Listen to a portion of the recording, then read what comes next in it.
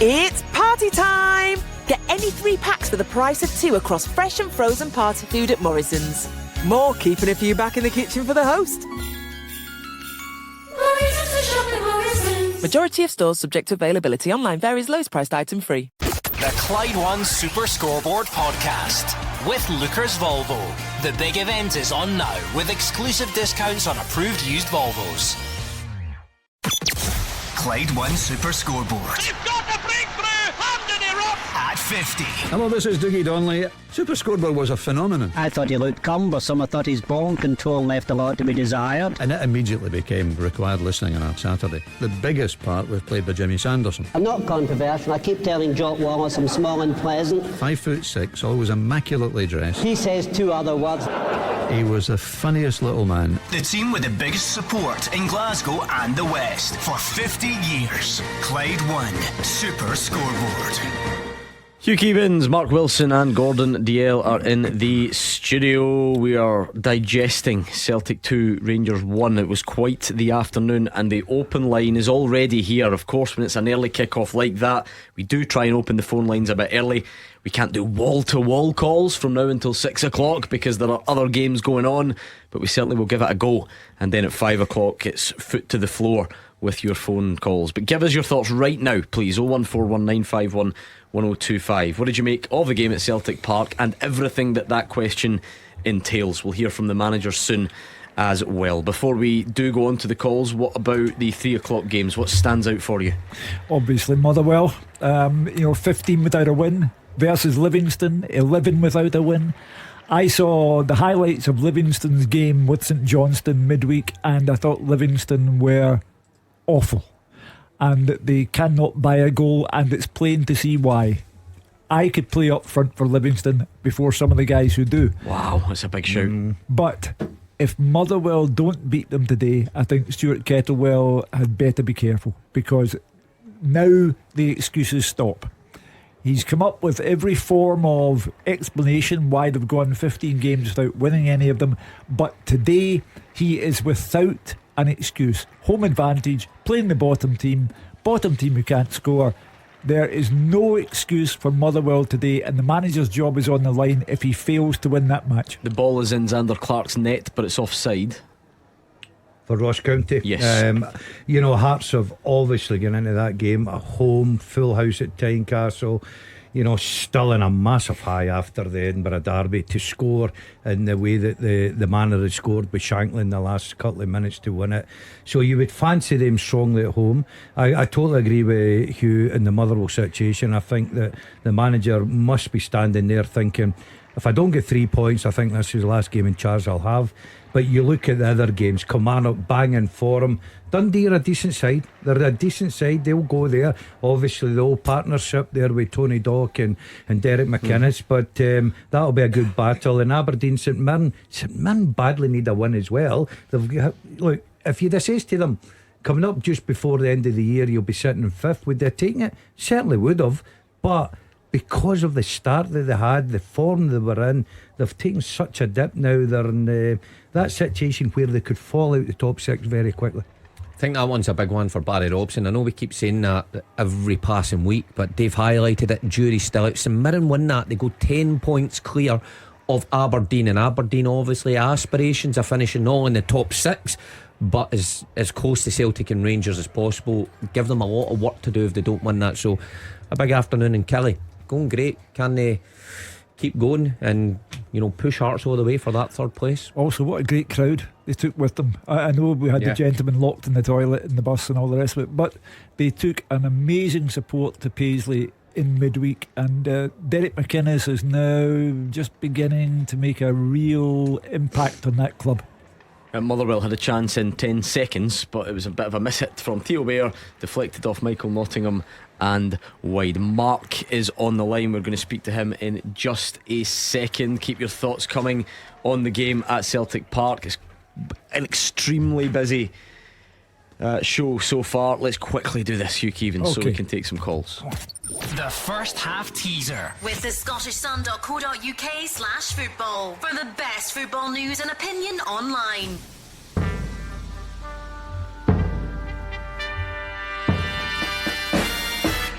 We've just had a memorable Old Firm game. This is an Old Firm question. Can you name the last 6 Old Firm players to receive 2 or more red cards in one season in all competitions? Can you name the last half dozen Old Firm players to receive 2 or more red cards in one season in all competitions? Good question. At Clyde SSB, give us a tweet with all the correct answers on it. Do it quicker than everyone else and you're the winner. It is that simple. Mark is a Celtic fan on the line. How do you look back on today's game, Mark? Good afternoon, guys. Hope everybody's well. Thank you. Good.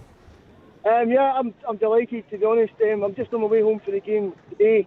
It was one of the games today that before the game started, I didn't really know how we were going to turn up, because Celtic have been playing well in starts, but also been poor in other games. So I was just delighted with the 3 points. You know, to actually go 2-0 up, I was quite shocked. But I thought Celtic's main players were outstanding today. I thought Callum McGregor was absolutely outstanding.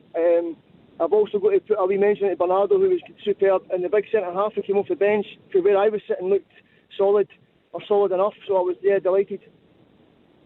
That's the story of the day, really. All manner of things went on that you were not expecting, and Mark's honest enough to admit that pre-kick-off he wasn't even sure if his team would win. 2 defeats in the last 5 games at kick-off, Celtic. But Bernardo scores at Dundee and then scores again today, and for me, Boxing Day into today, Bernardo has suddenly become an item. He's suddenly become somebody that you might think about keeping. He's out there on loan, and up until Boxing Day I would have said, nah, Celtic will let him go back, but he did the job, got the goal. Kyogo scored his best goal since his last goal against Rangers, and after weeks of fans saying the Brendan Rodgers system doesn't suit him, he looks a pale imitation of the player. That one kick of the ball was enough to lift all of Celtic Park. Yes, they were spooked by James Tavernier's goal, but good things happened to Celtic that they haven't been showing for weeks. Jim Duffy was there watching in person. What was good about Celtic, Jim? Yeah, I think that, you know, as Hugh was saying there, Bernardo, I mean, if you think about the fact that he scored a fantastic goal from a set play, which I'm not 100% sure, I've obviously seen it the once, but it looked as if he was in the crowd and then he came out, so I don't know if that's something that Celtic have worked on, but if they have, it worked very well, and his execution and his finish was outstanding. But he also had 2 other, you know, fantastic efforts where he probably should have scored on the header just past the post and another shot from the edge of the box. So he was the kind of the more advanced one, where we normally see Matt O'Reilly doing it. But Matt O'Reilly actually, you know, kind of held his position a little bit there. And also in the second half, looking at from the stand, Gordon, I felt Kyogo was coming shorter, whereas he normally plays right on the shoulder, but Rangers were sitting quite deep, other than that one chance that Kyogo had very early on in the game. But Rangers were sitting a bit deeper and I don't know whether it was instruction from Brendan Rodgers, and if it was very good, or whether it was just Kyogo himself thinking, listen, I'm not getting balls in behind today, so what I'll do is I'll come 5-10 yards short, and that's where they get the goal from. It was a couple of great pieces of play from Maroski initially, and then Matt O'Reilly, a wrapped in ball. But Kyogo takes that touch, as you said in the studio. Most people are thinking, show Monty's left foot, but it's a fantastic finish. But it was the fact is, he dropped off, and he continued to do that until he was substituted. And Rangers weren't quite sure. None of the centre backs were comfortable going out with him. So there was wee tweaks. I don't know if that was from Brendan Rodgers or not. If he did, he deserves a lot of credit for it, because that's his assessment.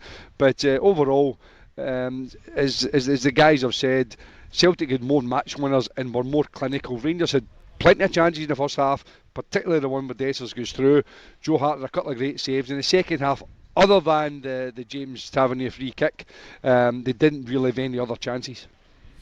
Mark on the line, how nervous was it at the end? I was a bit nervous, but the Celtic were I'm going to be honest with you, Celtic were almost the masters of their own downfall. You know, Louis Palmer didn't have the greatest game today, but he never let Tavernier down that line once, and as soon as he brought Mikey Johnston on, I think he got in fact, you've seen it, I don't know if you've seen it on telly, but Greg Taylor was berating him because Tavernier just got to run all the time, and let's be honest, Tavernier is Rangers' biggest threat the whole time. Rangers kind of play for the set pieces or a free kick, and he takes everything, you know, and he scored a great goal, there's no doubt about it. But I think Celtic were the masters of their own downfall a wee bit in the last 10 minutes. But we held on enough. Well, not so much held on, but I thought they were good for the 3 points today. Can I just say one more thing? I know you're very busy. Of course. If that's all right. I listen to you guys every day, and I'm on it every now and again.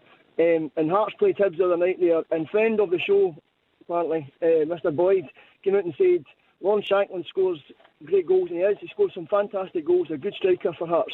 He says Kyogo would never score a goal like that. Well, I love it because Hugh Keevins must feel great now because he normally gets pie in his face when Celtic play, but Big Boyd, he must be absolutely devastated because he's said one thing and Celtic have went and proved them wrong. Yeah, I wonder if Kyogo heard it. I wonder if he took it personally. But we've actually seen the goal back again, Gordon, and everything Kyogo does, I mean, it's obviously a great finish, but it feels like his movement is the stem of everything because he just very quickly looks like he is going to run in behind. Connor Goldson knows how sharp he is, so Connor Goldson starts to panic, starts to backpedal, starts to try and go with him, but as quick as a flash, as Jim says, Kyogo doesn't go in behind, drops back into that space, and before you know it, the ball's in the top corner. His first movements kill Coulson. You're right, Gordon. He goes forward. See, for any young kid watching that, try to teach themselves football, especially if you're a centre forward, it's absolutely brilliant. He goes to go forward, Goulson backs off, he comes in, gives himself a space. What a finish. Goal flashes with M&D Green Pharmacy. First goal of the 3 o'clock games goes to St Mirren. Aberdeen 0, St Mirren 1, and it's a man who has been brilliant for St Mirren. He's probably dropped off and has had a little bit of criticism, but Mark O'Hara drives the ball into the net. The Dons defence couldn't clear after Mandron's shot was blocked, and Aberdeen trail at home to St Mirren by a Mark O'Hara goal 2-0. Well, Barry Robson's another man who's got to stop talking about we can climb the league and we can do this and we can do that.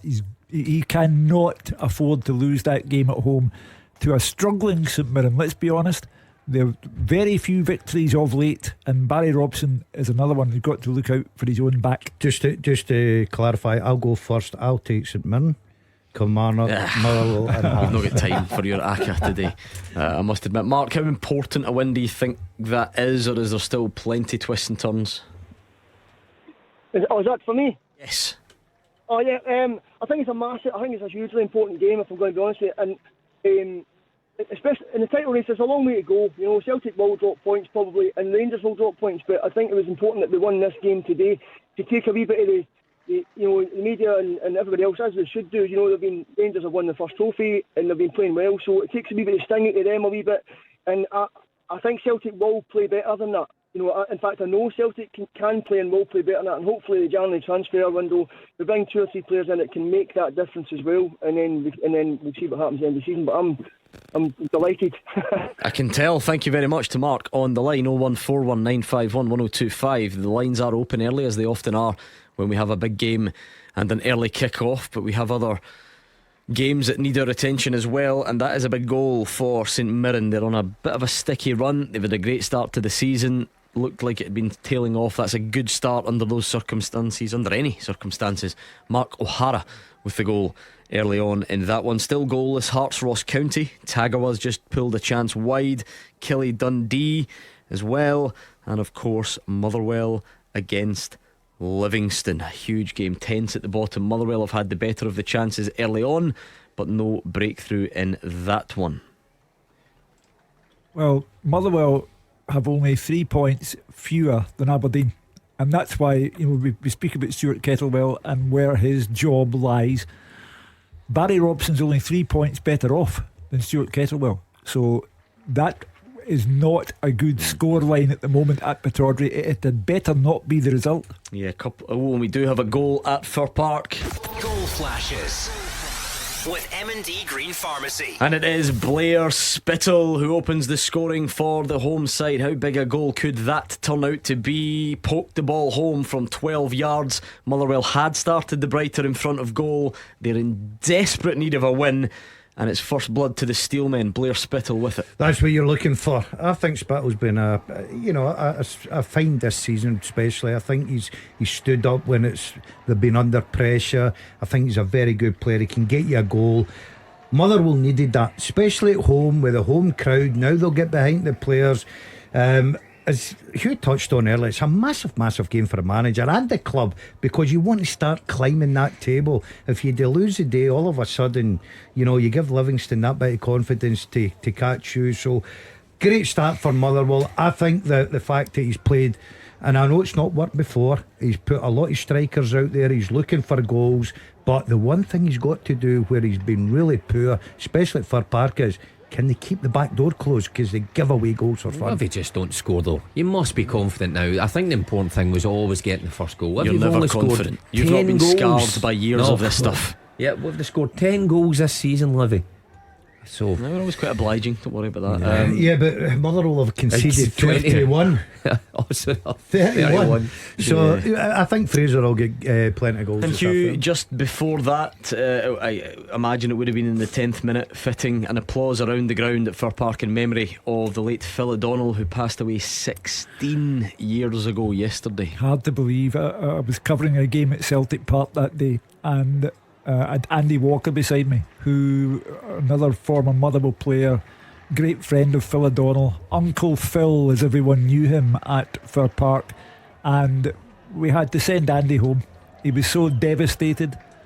I remember calling Tommy Burns the following day, who was the man who signed Phil O'Donnell for Celtic, and he too was heartbroken by what had happened. He was a lovely fella, a terrific football player, and a sad loss for his family. Football hijacks these things, and we talk about them in football terms. A young woman lost her husband, and children lost their father. That was part of the devastation of what happened that day. Yeah, heartbreaking to think 16 years as well. So the Motherwell fans are making their feelings known. Fraser Wisher was actually at Fir Park that day as well. He's back there today for us. I was also there, and that sort of thing stays with you. So the Motherwell fans making that tribute there in the 10th minute, and the team delivering for now. Blair Spittle with the 12-yard finish, and Motherwell lead Livy by a goal to 0. Serge is a Rangers fan. How would you sum up your feelings after today, Serge? Not going to lie, I'm gutted, but also quite hopeful and proud of the way the team didn't capitulate. If we had a decent centre forward on, it could have been a different game, and that's the difference between Celtic and Rangers. Celtic have got guys that don't do nothing and then find a wee space and batter a screaming at the top corner. You can talk about decisions, it doesn't matter. Rangers lost the game because we can't put the ball in at the vital times. But my one hope is we did capitulate, and I'm looking at the big picture. It's only a 2-point league if we win our 2 games in hand. There's 11 points a wee while ago, so there's a lot to play for. We need our centre forward, because the big guy we've got, don't even get me on them. The difference couldn't be more obvious. No. Cyril Dessers has the freedom of Celtic Park. He's walking through on goal. He's got so much time, and not only does he not score, he just doesn't do anything. And then Kyogo gets a half chance on his bad foot from outside the box and sticks it in the top corner beyond arguably the best keeper in the league. And I think Serge is entitled to look at Dessers and wonder if it will ever come good for him, because that is the level at which you must succeed. The Old Firm game. In domestic terms, there is nothing bigger. And before and after the shambles of an attempt that he did nothing. And that's why Fabio Silva is there. And I know he's had a rough time at Anderlecht, a rough time at Wolves, but he has the potential, and he must have more in his locker than Dessers has. And I think you'll probably see that when Rangers play on Tuesday. And in the passing, Celtic and their winners have to go to Paisley, and that's a difficult one. But the last game before the break, Celtic have to go there and do what they did in Dundee and did today. I told you that Mark O'Hara it's a strange one. He's now got a penalty to make it 2-0 and double his tally, and he's missed it. He's sent it wide. Mark O'Hara off for Barry Robson. One of these though. Goal flashes with M&D Green Pharmacy. Feed the Bear. Theo Bair has put Motherwell 2-0 up on Livingston. A lovely pass from Blair Spittle. He's the creator this time, and Theo Bair providing the finish. Motherwell 2-0 up. Look, Serge, so much has been said about Cyril Dessers this season. His numbers are not horrendous. He scored a couple of times, and in recent weeks people are starting to phone in and say, think there's a player there, and think the criticism's over the top and so on. Does Does today set him back? I've never liked him from the start. I know the boy tries. You know what he's like? He's reminded me of Sibo, trying forever, but he's just never going to cut it at Rangers. I'm sorry, and I hate slagging players, but I don't know who done due diligence on him, but my God, he's been a flop. There's a lot to it. You know the position well, Gordon. I mean, okay, all round game. Are you bringing other players in? Are you controlling things? Are you hassling defenders? And then are you scoring when the chances come along? Are you sticking them away? And as Hugh says, today's the ultimate test for it in our domestic calendar. You've got a guy at one end that scores for fun against Rangers, and a guy at the other that just looked bereft of a lot today. He went into the game with a bit of confidence under his belt. He's been scoring goals. The fans have been on here singing his praises, Gordon. This was a big game for him. This was a game to stand up and be counted.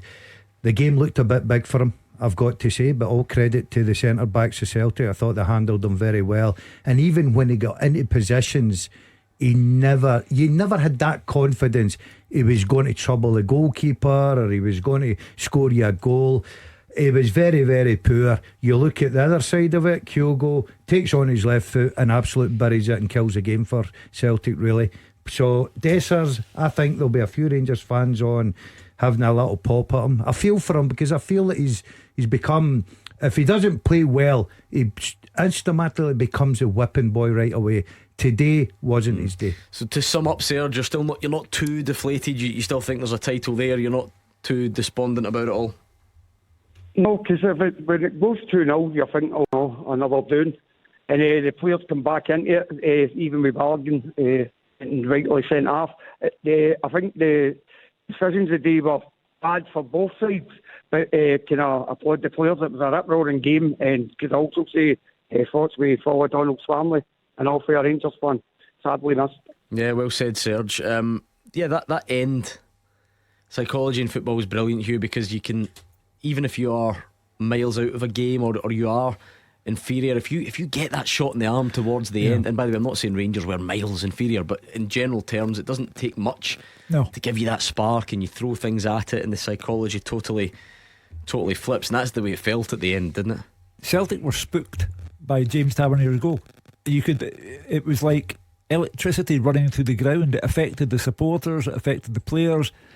They suddenly went into a state of shock, and there was some fairly erratic defending going on thereafter, and in the end they were holding on, and they went from that position of looking supremely confident, spraying the ball about. When Balogun went off, rightly so, it was almost as if subconsciously the players assumed that it's over the line, and Tavernier's goal proved that it wasn't. And it wasn't enough on the day, Mark, so you can't go overboard, but that only happens presumably because of James Tavernier, because I don't know if hold on, got one of these Goal flashes with M&D Green Pharmacy. Game on. Bruce Anderson's pulled one back for Livy. It is the place to be.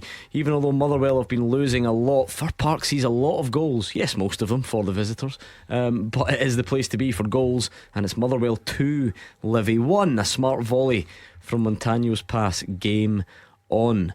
I don't know. It's not designed to take anything away from what I was saying, Mark, about Rangers. You couldn't really see them going on and scoring, but James Tavernier does, and that's what he produces, and then it does become that nervy finish. Well, it does. In the second half, the Rangers didn't really create anything. It was as comfortable a second half up until that point for Celtic as they could have imagined or wanted. Tavernier, just extraordinary. You know, the technique, how good he is at free kicks.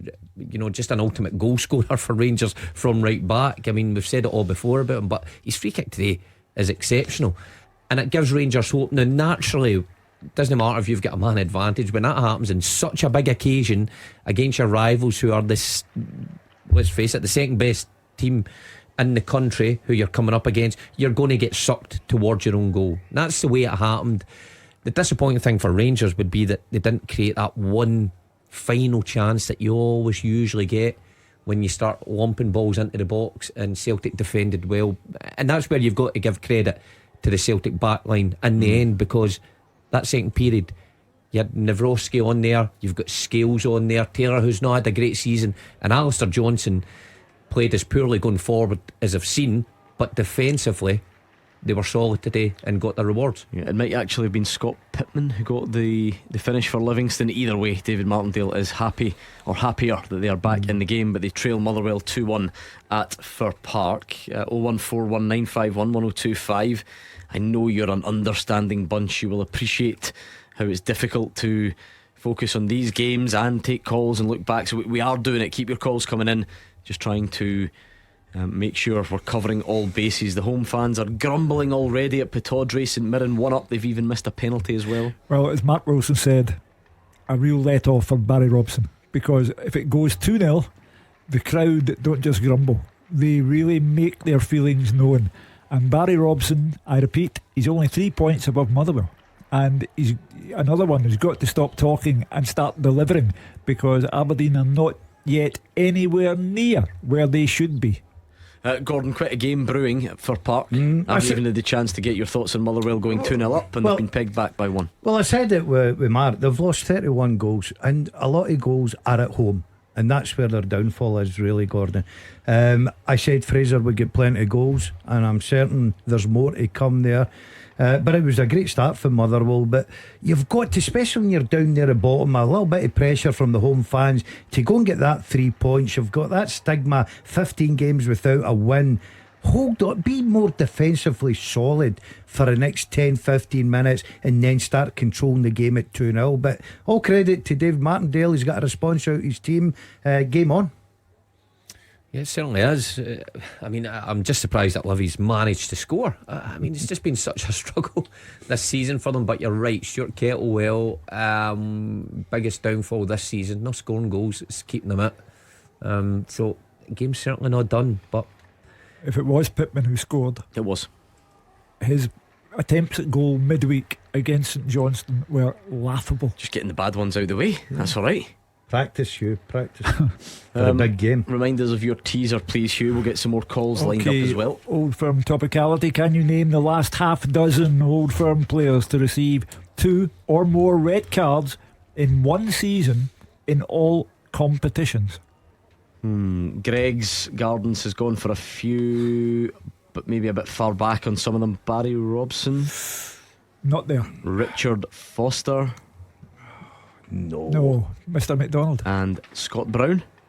No, you'd have thought so, but no. Okay.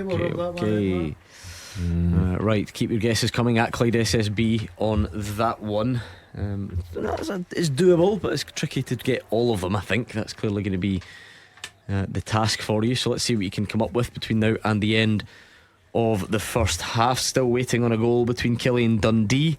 St Mirren lead at Pittodrie but have missed a penalty.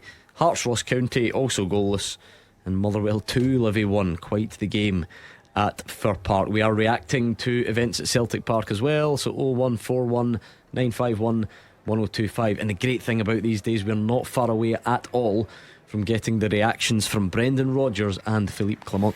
Well, Brendan Rodgers' reaction will be one of absolute delight, because he had spoken through the week about feeling that Celtic always seem to be living under pressure of some kind or another.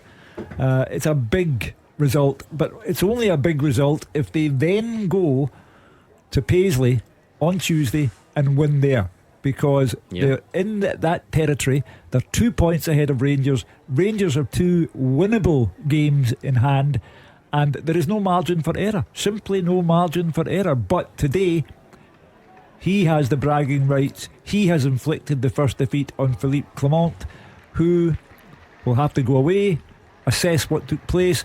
But I think you'll find Fabio Silva in the team Tuesday afternoon, and Dessers left out. Big scorelines brewing down the leagues. Edinburgh City 0, Hamilton Accies 3. That was after just 24 minutes when Michael Hewitt added a third. And it's the two teams that are flying in that league. I think Falkirk are 3-0 up against Stirling Albion as well. If you're interested, down the road, Aston Villa 1, Burnley 0. That's Leon Bailey with the goal there on 28 minutes. Man City beating Sheffield United by a goal to nil. The Palmerston Pep, we always keep an eye. Oh, the Ackies have gone 4-0 up. But Cameron can do that to anybody. The reserves, the reserves are magnificent. Well, I've had plenty of practice with your team. The Palmerston Pep, we always keep an eye on him. Queen of the South 0-0. goalless at the moment as things stand as well. So you can keep those calls coming, please do. Looking back on the game at Celtic Park, Burnley have pegged Aston Villa back. It's just a busy time of year this, isn't it? The Palmerston Pep. They've crowed him. Queen of the South 0-8. He always loses. I tell you what, he might make a new sign on January 7th. There'll be somebody on there right back that's playing at Palmerston. Oh, it's a Thistle player. I'll be making an appearance. Sorry? And Stephen Dobie's testimonial. Are you? I'll be in. So if Marvin's in the crowd and he looks down and he sees me decoy running up and down the right. Is the Dodgem not playing? I don't know if the Dodgem's playing. I have seen Scott Brown and Charlie Mulgrew, I think, sharing the game. I didn't know you were involved. It has to be said. Of course. So, right, what's the game? Against Celtic, ex-Celtic players? No. Just I think it's more Scotland legends. So you couple must have pulled it. Don't you go in the team bus? When is that again? I think it's Sunday the 7th. Would that make sense? Should we put a show on for it? Should we get yourself in there? Send you down to Palmerston. Comes in here every week. I've got sore knee from playing fives. I can't run. Can't do this. And all of a sudden, he'll show up. Honestly, myself, Bruni, Charlie, Kenny's playing, Faddy. But they're big names. Then Wilson chips up. Oh, jeez, oh man. A big deal. Did you get asked? Did you? I don't play in these sort of things. To manage or coach or I don't manage in these sort of things either. I'm above that.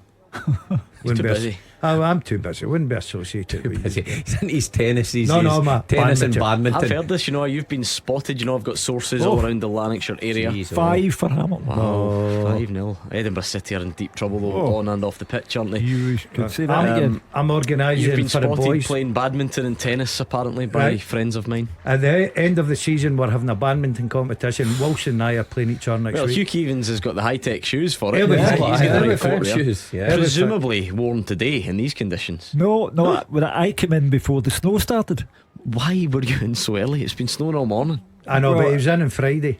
I got the train at 10 o'clock, got in, sat down, opened up my newspaper as a gentleman does, and then I looked out the window and it was I'm Dreaming of a White Christmas. Yeah, indeed it was. But it's gone away, I think. We've not had any knock-on effects for the Premiership games this afternoon. Let's go back and speak to Callum, who's a Celtic fan. What did you take away from today, Callum? It's the most wonderful time of the year. It's Christmas. What a time to be a Celtic fan. All this week, all I've heard, and just a wee shout out to Mark Wilson. You must be feeling good today, Wilson, eh? That must feel good. Come on, Wilson. I am, yes, Callum. Feeling good today, Wilson? I'm feeling great. It's a wonderful time of year. With the wee volleyball and Castaway. I was on last night. Just to be fair, I just want to quickly say, away from things, Gordon, DL, that was shocking what you done to Wilson on the open goal wings. Absolutely shocking. Thank you, Callum. He wasn't feeling good that day, was he? I know, but to the football and to my point, look, the pressure was on Celtic today. That's what we felt during the week building up. Celtic were losing Carter Vickers. It was touch and go with Goldson, but we all knew that Goldson was going to play, Lundstrom was going to play. We knew that was going to be the case. Rangers seem to have players that just do that, but look, it didn't affect Celtic. The first half is frantic, it flies in, Celtic score for a set piece, which is remarkable because we don't score many, but obviously we get the goal for Scales at Livingston a couple of weeks back, and now we get the goal from Bernardo. It's all from Sima trying to head it out. An absolute pathetic attempt at clearing the ball, and you get what you get, and that's what Bernardo does. He takes his chance. Brilliant strike of the ball, could easily go into Rose's head, but he's calm, composed, puts it in, and I think Celtic deserves that. And then they're a wee bit ropey for about 10 minutes to go, and going into the second half. Chris Boyd, what a guy he is. He set it right up, didn't he, when he said Shanklin can only score those types of goals, but Kyogo can't get anywhere near that. Look, he's out a bit of form, but class is permanent. You need to remember that. And he showed that today. And you said about Butland might be the best goalkeeper in Scotland. Even with the best goalkeeper, you ain't getting close to Kyogo's goal. It is an absolute brilliant strike just after the second half. What a way to start it. And then Celtic they probably should have put a little bit more pressure on Rangers when Rangers get the red card on Balogun. But they kind of just kept what they had. They kept the ball well, and then we give a stupid foul away outside the box, and Tavernier does what Tavernier does. He scores free kicks, well done, but he's always on the losing end of it. Doesn't matter, it doesn't make a difference. And this is what happens. Clement's came in, and it's the same as Gio, and it's the same as Beale. They all came in, they beat everybody in Scotland, but when it really, really matters, and you've got to beat Celtic, they all flop. Add Clement to the list. I can't be sure, but I think Callum's excited. It's nice to be on Callum's show. He didn't take a breath. Just very quickly, listen, I think there was some good ground covered, so let's just get to one of these quickly. Two actually. With M&D Green Pharmacy. Motherwell 3, Livy 1. It's Theo Bayer with his second, and he's had a lot of critics, but it's a very good goal. He's run into the box, chopped back inside, and then dinked the ball over Shamal George from a narrow angle. So Motherwell restore their 2-goal advantage. And Goal flashes with M&D Green Pharmacy. Tony Docherty getting one over on Derek McInnes so far. Kilmarnock 0, Dundee 1. It's Luke McCowan. It's a great solo goal as well. This one, a great shimmy, left foot shot, just going to go round the keeper from the edge of the box, and that is a deserved lead for Dundee. Killie 0, Dundee 1. Motherwell 3, Livy 1. I was going to bring Callum back in, but he's come on, burst of energy, ran out of words, and ran out of steam earlier than hoped. Give him a kit and get him to summarising games. He's phoning back in. Let's get him back on. He was great. I think Callum, and he can tell us when he redials, but I think Callum, before the game started, would not have been certain that Celtic would win the game, and I think that he has been thrilled by Celtic's performance up to a point. They very nearly came a cropper after Tavernier's goal, but I think it was a more convincing win for Celtic than the majority of Celtic supporters would have anticipated. I can understand, Calm. The reason why is because I think Rangers fancied this today. They really did. You know, the new manager, Bounce, coming in, very hard to score against. They weren't conceding a lot of goals, went there with a lot of confidence. Celtic had been come in for a bit of criticism. Cara Vickers was missing today. I know that Rangers had players missing, of course they did, but I thought that there was a lot of Celtic fans out there probably worried about this fixture today. But they've made a statement, they really have, and that's why I think the Celtic fans are so pleased, because Rangers and Rangers fans really fancied this. You've got to say they looked at the gap, they looked at the games in hand. If they thought they could have went to Celtic Park and won today, all of a sudden 2 games in hand, they're top of the league. Celtic have put a marker down here. The Palmerston Pep is level, Queen of the South 1, Annan 1. So Callum, sure you're not seen anything that suggests that Rangers might make this title challenge difficult for Celtic? No, because if you look at the stats under their previous managers, it took Michael Beale 24 games before he lost outside of Celtic. He lost twice to Celtic in the 24, and then his first loss outside of Celtic in Scotland came to Aberdeen. It's the same with Gio Van Bronckhorst. In his 30 games as well, he only lost to Celtic and he had 3 draws. So Clement's came in and shown what the other guys have shown as well, is when it really matters. And look, Hugh, I've got a lot of respect for you, but you talk about but they were nearly hanging on and ifs and buts. Look, it was nearly quality streaks for Christmas, but it turned out to be heroes, and they're much better. So I was happy. 3 points in the bag. This is the day of the analogy from outer space. Here's another one to follow on from Gordon Dale's ramblings. The fact of the matter is, Callum, you really are going to have to understand that yes, it's a terrific day for Celtic, psychologically a big day for Celtic, but you cannot dismiss Philippe Clement on the back of what happened to Giovanni Van Bronckhorst or Michael Beale. Clement will come back, and the lead is 2 points, Callum. And you know, St Mirren, it would be 2 points if Rangers won their games in hand. Yeah. St Mirren on Tuesday. Celtic have to go there and do their work there. There is no margin for error, and I would argue that with anyone. No margin for error. I think we have to give you the final say, Callum, your response to that. Brilliant. Well, I was just going to say, Hugh, alright, to that point, is I'll see you in May. Alright, that's the question. That's what Rogers, I'll see you in May. Just a wee quick shout out to my pals Grant and Gordon. We're in the Murray pub. They will be having some better pints today. Callum, this isn't about me. I had a feeling they were Rangers fans. Callum, are you listening? I'm listening. I'm 74. I'll be delighted to see you in May. I'll see you in May. Exactly. I'm away to Asia for 8 months, so when I come back, I'll see you in May, right? What are you doing over there? I'm away travelling. Thank God you said that. That's a bit of quality street. Gordon Dalziel's been to Thailand, but we're not allowed to tell that story. So thank you to Callum on 01419511025. We are taking calls throughout the day, early as we sometimes do when there's a big lunchtime game, but we've got some interesting business to take care of in the 3 o'clock matches as well. Philippe Clement and Brendan Rodgers have spoken. You will hear from them I should say, just into the second halves of the 3 o'clock games. What have we missed? What have we not reflected on? Did we reflect on Motherwell going 3-1 up? Yeah, we got that. Motherwell, prior to kick-off today, Motherwell averaged a goal a game. Now they've scored 3 in the first half against Livy. That tells you how awful Livingston are, and I would guarantee you that Motherwell will have the 3 points to bag. Oh, don't do that to me. No one likes to hear your types of predictions on there, trust me. Montrose 1, Cove 1. A scoreline coming in from League 1 there. Elgin 1, Peterhead 0 in League 2. And as we said, Marvin Bartley's Queen of the South are level 1-1 against Annan as well. Ayr 1, Dunfermline 2. Aidan McGeady's pulled one back for Ayr, who had been 2-0 down in that one. Well, in fact, we might have to round it off. It's just been so busy, and in amongst this busyness, Jim Duffy's just sitting himself, isn't he, in the snow at Celtic Park. He's left Jim. He's freezing. Second to get a hat on, Jim. Never mind, go back to Jim Duffy. You'll understand. Is it all quiet now, I assume, Jim? Yes, it's very quiet. Other than the fact that it's a couple of random people shouting from a distance at me, that's why I took my earphones off. I mean, all done and dusted. As you know, in these things, it's amazing how 60,000 people can filter out a football match very, very quickly.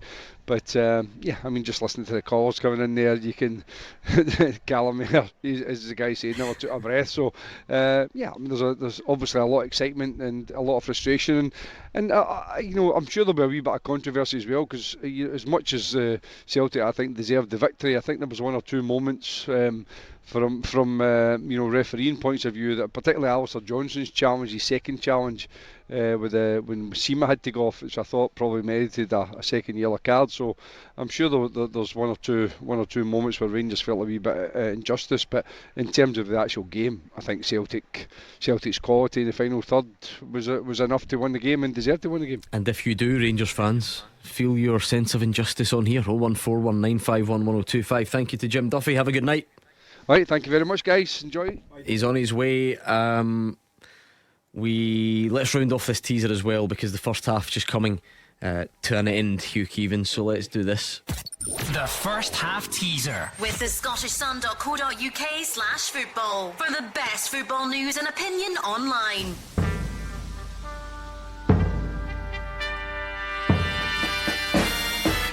The last 6 Old Firm players to receive 2 or more red cards in one season in all competitions are Nir Biton, Alfredo Morelos, Daniel Candeias, Ryan Jack, Andy the Brute Halliday, and Effie Ambrose.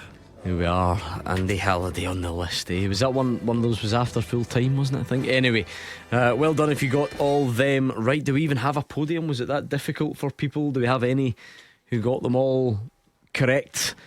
Let's see, we'll try and get a list over to you. Right, I'll tell you what, I'll need to do that in just a second. Can't find my list. Last goal in Scotland to go in is Ayr 1, Dunfermline 2, like we said. That Aidan McGeady goal there. And nothing else doing. The first half's coming to a close. Interesting first half around the leagues, you have to say. Yeah, especially at Fir Park, where all eyes were in the bottom of the table clash, Gordon. Result Motherwell badly need. Now they're 3-1 up, and I think everybody concerned with Clark and Amber will be thinking, right, okay, the game's not finished because we can concede goals. So that's an important one.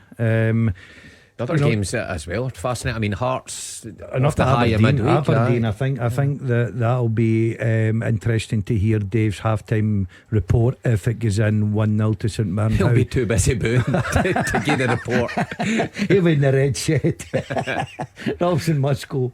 But the scoreline at Rugby Park as well. I mean, who would have seen that coming? We're heaping praise on Derek McInnes, and it's his understudy, or his old understudy, Tony Dockett's upstaging him, leading 1-0 there. Wow, must do better. No one got all of the correct By the way, answers. we were miles. We only got 3. Did we get 3? No, Wow. 3 we got. We'll do a who am I after the break. There's a VAR check. A Motherwell goal was disallowed for offside. O'Donnell's header hit Bayer and went in. It's been checked, but it is offside. So 3-1 to Motherwell. 2 minutes added at Tynecastle, where it's goalless. Hearts Ross County. 2 minutes added at Pittodrie, where Aberdeen trail St Mirren by a 1-0 as well. And don't forget, Mark O'Hara did miss that penalty as well, so St Mirren could well be 2 in front. Mark O'Hara usually so reliable from the spot, but I think that's him missed his last 2. Yeah, I think. Anyway, Kilmarnock and Dundee lead there at Rugby Park. 4 added in that one, and the half-time whistle starting to go down the leagues as well. Montrose 1, Cove 1, Edinburgh City 0, Hamilton Accies 5. Don't get a bigger half-time score than that very often. What would you say at half time there to the players? Well, win the second half. Got to be the Edinburgh ones or the Hamilton one? The Edinburgh ones. I know what I'd be saying to the Edinburgh City players. You get your coat. Yeah. But Hamilton are going well in that league. Some terrific young players, I've got to say. Very impressed with them.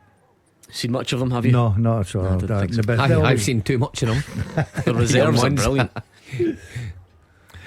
Well, the St Mirren team, we were very happy. They made the long journey and obviously difficult weather conditions. They're a goal up. Aberdeen, they had their moments in Europe. They've had their moments in the league, beating Rangers, etc., etc. But they're still too near the bottom of the league, not in the top 6. Unacceptable. If they don't come back today and they lose to St Mirren, speculation surrounds Barry Robson. Dave Galloway says there are sarcastic cheers when the ref gave Aberdeen a free kick. I don't know if that was him or the fans round about, but they're not happy with the refereeing performance so far. I doubt they'll be much happier with their team either. Trailing St Mirren there, I reckon the first whistle to go will probably be Pittodrie or Tynecastle, and it is Pittodrie. Dave Galloway. Yeah, half time here at Pittodrie, Gordon. It's Aberdeen 0, St Mirren 1. Aberdeen started well, dominating the ball, but they really didn't test Zach Hemming in any big way, and it was St Mirren who took a 12th minute lead. Mikael Mandron with the turn and shot, which was blocked, and Mark O'Hara pounced to fire the loose ball into the net. The Saints skipper blew a golden chance to double their advantage when his team was awarded a penalty following a VAR review. Handball by Richard Jensen was the decision, but O'Hara fired his spot kick tamely wide of the goal. There were grumbles from the home fans, but the Dons went close with Bojan Mijovski, who volleyed just past the post, and Leighton Clarkson's volley was palmed away by Zach Hemming. The ref waved away loud penalty claims as the first half progressed, when James McGarry went down in the box under Marcus Fraser's challenge. All in all, a very frustrating first half for the Dons and a substantial home support who are miserable in the pouring rain at the interval. Something is going to have to be done by Dons boss Barry Robson, because the pressure will be ramped up on him if this scoreline stays the same. At the interval, it's Aberdeen 0, St Mirren 1. What about Tynecastle? Let's speak to Gabriel. Yeah, half-time, Gordon, and it's 0-0 here. The crowd agitated at the interval, several boos from the home support on the whistle. They've had enough of the ball, Hearts, but despite a brief spell early on, they've not created enough, passing sideways and backwards too often, and they've looked vulnerable at the back as well. The Hearts were caught sleeping early on. Staggies defender Ben Purrington headed the ball into net within 60 seconds. It took 2 minutes for the referee to work out if it was offside, and it just was in the build-up. The Jambos then did wake up. Alex Lowry had a shot that deflected just wide. Kyosuke Tagawa cut the ball back to Frankie Kent, who had an effort save, and then Tagawa himself pulled a chance wide after a good ball in from the left. But that was it going forwards. They had several defensive lapses that began to sink in from then on. First, Fraser Murray had to score for the visitors. Canty won the ball high up after a mistake from the Hearts defender and Murray ended up toe poking the ball. It was a good save from Xander Clark, but he had to just smash it into the net. There's a few other half chances for the Staggies, who on the balance of the chances have had the better opportunities, but the game here is totally 50-50 and a big second half coming up, Gordon. At the interval, it's Hearts 0, Ross County 0. What about Fir Park, Fraser Wishart? Motherwell 3, Livingston 1, deserved leads for the home side. They grabbed the initiative from the kick-off, been the better side. Theo Beer has been the main man with 2 goals and 1 assist for Blair Spittle, with Scott Pittman giving Livy a bit of hope, but overall they've hardly been in the game, the away side. A few early chances for Motherwell from kick-off. The ball fell to Theo Beer in the box. He completely mishit his shot. It hit Nottingham, drifted just a yard wide. Dravkovsky then had a beautiful pass down the left-hand side. Georgie Gent with a lovely cross. Really good contact by Mika Biereth. It was saved by Shamal George with his legs. Gent again with a lovely, dangerous cross and a brilliant clearing header in front of his own goal. He's only about a yard out by Obalaye. And that was all in the first 10 minutes. In the 14th minute, they deservedly took the lead. Theo Beer twisted in the box. He looked like he'd taken too long to get his shot away, and the chance was gone, but Blair Spittle pounced on a loose ball to toe-poke the ball home from 12 yards. In 19 minutes it was 2. Roles reversed this time. Spittle was the provider. Lovely ball over the top to Theo Beer inside right, and as the ball bounced he beat Shamal George to the ball and lifted the ball over the goalkeeper into the back of the net. The small band of Livy fans not happy. Boos aimed at the team and the dugout, but they were cheering when they're completely against the run of play in 24 minutes. They grabbed a goal back. Christian Montano, lovely chipped pass over the Motherwell defence. It was Scott Pittman who hooked a volley into the corner of the net from 10 yards. Really good finish, clever. The ball was coming over his shoulder, so it was an awkward one to take. The quality and tempo dropped. Livy looking more comfortable, but in 35 minutes Motherwell went 3-1 up. Theo Beer ran onto a loose ball in the inside right position into the box, a really narrow angle, and he'd no support, so he went on his own. He chopped back inside Nottingham and then coolly dinked the ball over Shamal George from a narrow angle. A really lovely finish by the big striker. It should have been 4 just on the break. Blair Spittle put a free kick into the box, was met by Stephen O'Donnell. He should have scored with his header, but he didn't make good contact, and his mishit header struck Theo Beer and went to the back of the net, but the striker was offside. Next goal absolutely vital. Livy need to get it or the game will be over, but really good stuff from Motherwell. They look a goal threat every time they go forward. Half time at Fir Park, Motherwell 3, Livingston 1. Good game there. What about Kilmarnock Dundee? Roger Hannah. Half time at Rugby Park, Gordon's Kilmarnock 0, Dundee 1, and a thoroughly deserved lead for the visitors as Tony Docherty looks as if he might get the bragging rights over his old pal Derek McInnes. Kelly actually threatened first in 4 minutes, a lovely turning shot in the edge of the box, but the home captain Kelvisell held above his head by Trevor Carson. But that has been it in terms of attacking intent from the hosts. As the game started to drift away, Matty Kennedy got a booking, and Dundee made a breakthrough in 35 minutes. A fine solo goal by Luke McCowan, a former Ayr United player who loved being back in Ayrshire and scoring against Kelly. Shimmied onto his left foot and curled a left foot shot round Kelly keeper Will Dennis from the edge of the box. It was a deserved lead, as I say, for Dundee, and Kelly fans really disgruntled. That came to a head when Brad Lyons knocked a pass straight out of play just a couple of minutes after McCowan's opening goal. They're fortunate it is only 1-0. Ryan Howley was crowded out in the box as Dundee chased a second goal. Then Scott Tiffany also denied by a fine last-ditch challenge in the box. To make matters worse for the host, Lyons limped off with 5 minutes of the first half to go. Rory McKenzie coming into a central midfield role. It has been all Dundee. It can only get better for Kilmarnock. But at the break at Rugby Park, Kelly 0, Dundee 1. Keep your calls coming, and we'll do a full roundup of the half-time scores next. Get a bottle or 3 of Sorso Prosecco for just $4.99 each at Morrison's. Now that is a deal worth celebrating. More festive fizz.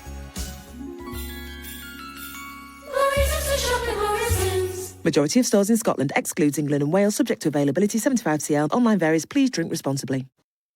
First for football for 50 years. This is Clyde One Super Scoreboard. Half-time scores around the country in the 3 o'clock games. Aberdeen 0, St Mirren 1, Hearts 0, Ross County 0, Kilmarnock 0, Dundee 1 and Motherwell 3, Livingston 1. The full-time score from earlier, of course, Celtic 2, Rangers 1. In the Championship, Ayr United 1, Dunfermline 2, Inverness 0, Morton 0, Queen's Park 1, Airdrie 0 and Wraith Rovers 1, Arbroath 0. In League 1, Edinburgh City 0, Hamilton Accies 5, Falkirk 4, Stirling Albion 0, Montrose 1, Cove Rangers 1, Queen of the South 1, Annan Athletic 1. In League 2, Clyde 0, Stenhousemuir 1, Elgin City 1, Peterhead 0 and Forfar 0, East Fife 0. On the English Premier League front, a full-time score: Luton 2, Chelsea 3. At half-time, Villa 2, Burnley 1, Crystal Palace 2, Brentford 1, Man City 1, Sheffield United 0, and Wolves 1, Everton 0. And we will be back for the 3 o'clock second halves and more of your calls next. Clyde One Super Scoreboard. St Mirren taking the lead here at Love Street. At 50. I'm Charlene Spiteri from the band Texas. You're looking through your green tinted specs here. I think everybody tunes in the Super Scoreboard in the car. Like, you know, that's just what happens. Do you think they should sell Paul Gascoigne? Yes. Suddenly the comments and the stories and the opinions. Absolutely shocking. That's how podcast stinks, by the way. Absolutely stinks. It's just the best thing ever. The team with the biggest support in Glasgow and the West for 50 years. Clyde One Super Scoreboard. Second half's about to get underway in the 3 o'clock games. The open line is here early, 01419511025. What did you make of all the big talking points and incidents from Celtic Park? Let us know right now. Arguably game of the day in terms of consequence and pressure. Motherwell against Livy would be right up there. Fraser, you're preparing for the second half. Gordon Dale's looking for a weather update. It's not going well there, is it? No, it's not going well. It's a horrible day. I don't think David Martindale cared. He had his players out about 2 or 3 minutes before the Motherwell players because the rain's been falling heavily. It's absolutely freezing cold, but he knows his team's got to get the next goal. 3-1 down. They've not really been in the game. Terrific goal by Pittman, but that's all they've had to show and not really threaten Liam Kelly's goal, while Motherwell look a threat every time they go forward. One change for Motherwell as the game just kicks off. Mugabe's come on. Blaney took a knock in the first half, so Mugabe will come on and play at the left side centre half, but it's looking very, very good for Motherwell so far. Clyde One Super Scoreboard. Goal flashes with M&D Green Pharmacy. From prescription deliveries to health vaccines and everything in between.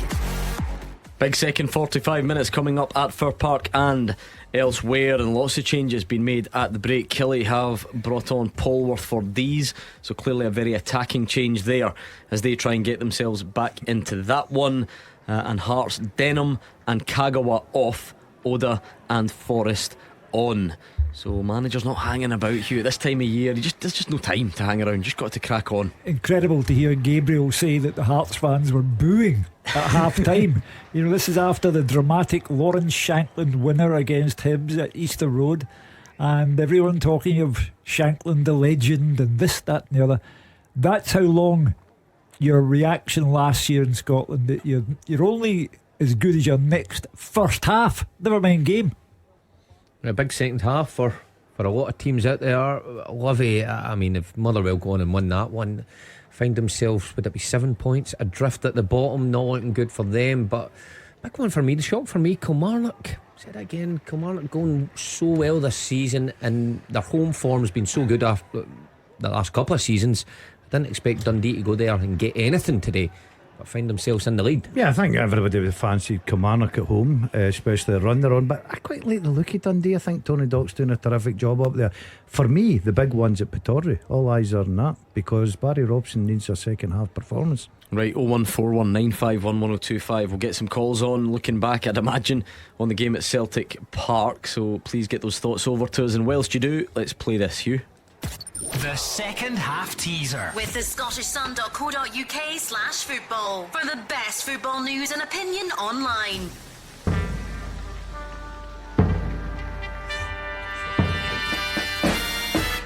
I have been capped by my country 15 times and played alongside Scott Arfield, Timo Pukki and James Milner.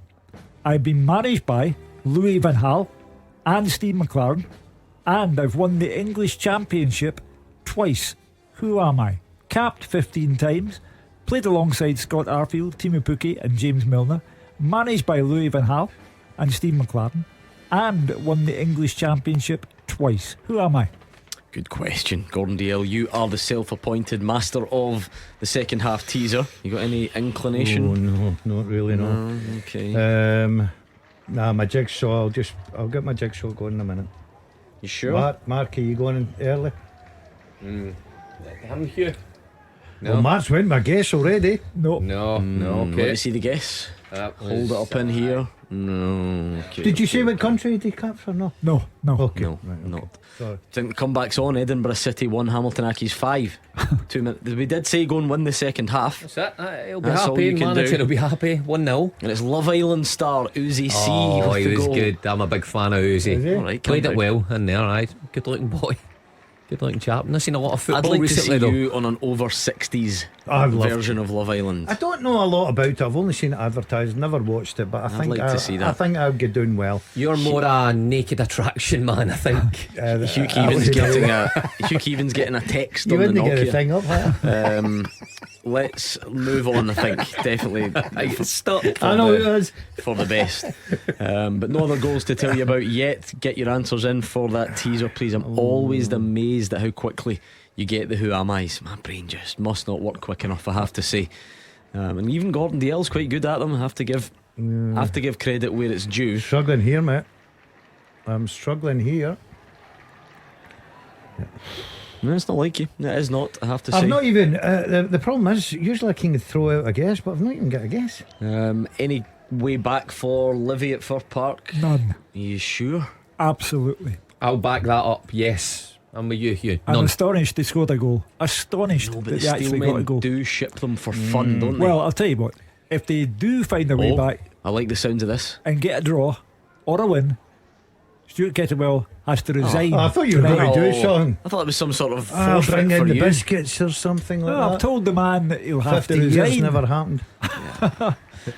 Greg Kilty's cross. I'm building up to it. Flashes over the goalmouth, but just beyond. Mark O'Hara, who's had a mixed afternoon, scored the opener, missed a penalty. Let's bring in Robert, who's a Rangers fan. Robert, sum up your feelings after today's game. To be honest with you, it's probably the least disappointed I've been in a while after an Old Firm game. I think you can see Clement's style on the team. They've got a kind of swagger about them. We created 3 good chances in the first half an hour. If better decision making by McCausland, but he's through, he slips in Seema. If Catwell slips in Seema, Dessel's 1v1. If he takes his chance, the game's done and dusted by then. Some of the refereeing decisions, I think, I don't like to come on and kind of blame referees, but definitely influenced the game, especially the 2 second yells that were never given for the Celtic boys. Nick Walsh couldn't get a red card out quick enough, to be honest with you, with the Balogun one. He kind of played to the crowd a wee bit, to be honest with you. Oh, hold on, right, before we get to the debatable ones, you can't be complaining about the sending off, surely. Well, I'm just making the point where he didn't call it the red card for the 2 previous ones. It should have been a red card. And that's fair, but in isolation, Balogun's a red card every day of the week, isn't it? I'm not saying it's not. But It kind of sounded like you were saying it wasn't. But right, get to the debatable ones, as we said. Mark Wilson, I'll put you on the spot because you obviously have Celtic leanings, but were Celtic fortunate not to go down to 10 men? So I take it the 2 incidents he's talking, Bernardo and Alistair Johnson. Yep. So at the time I'll stick by my Alistair Johnson one. I don't think that was a second yellow card. I don't think any contact to the face should be. I think he was up there. Seema's challenge for it. His forearm has caught Seema. No doubt about it. I would say, looking at the Bernardo one, the second one, he's challenging Golson, I think he was fortunate. I think Bernardo's lucky to stay on. I think he's lucky actually not to get a second yellow card for that. So one, probably lucky. The other, I think, was the right decision. I sort of agree with my fellow colleague.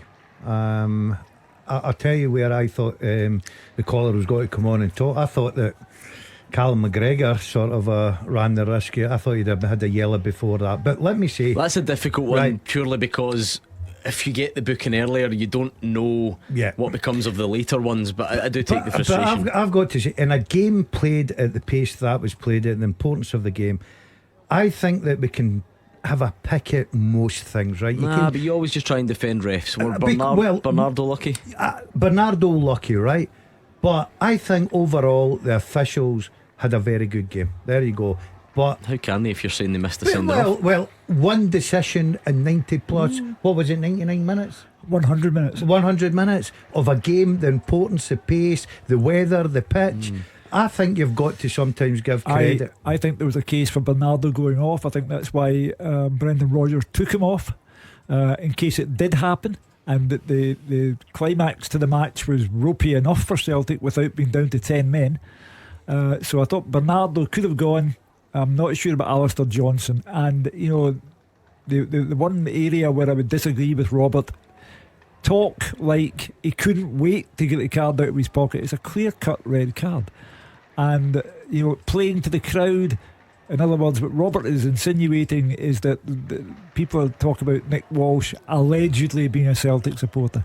I heard a caller during the week See, the thing is, you don't even need to go down that route though, because so often I also hear about Nick Walsh works in a school that's linked to Rangers. It's just nonsense. Let's just assess the decisions. It was Robert but it was Robert who went down the road.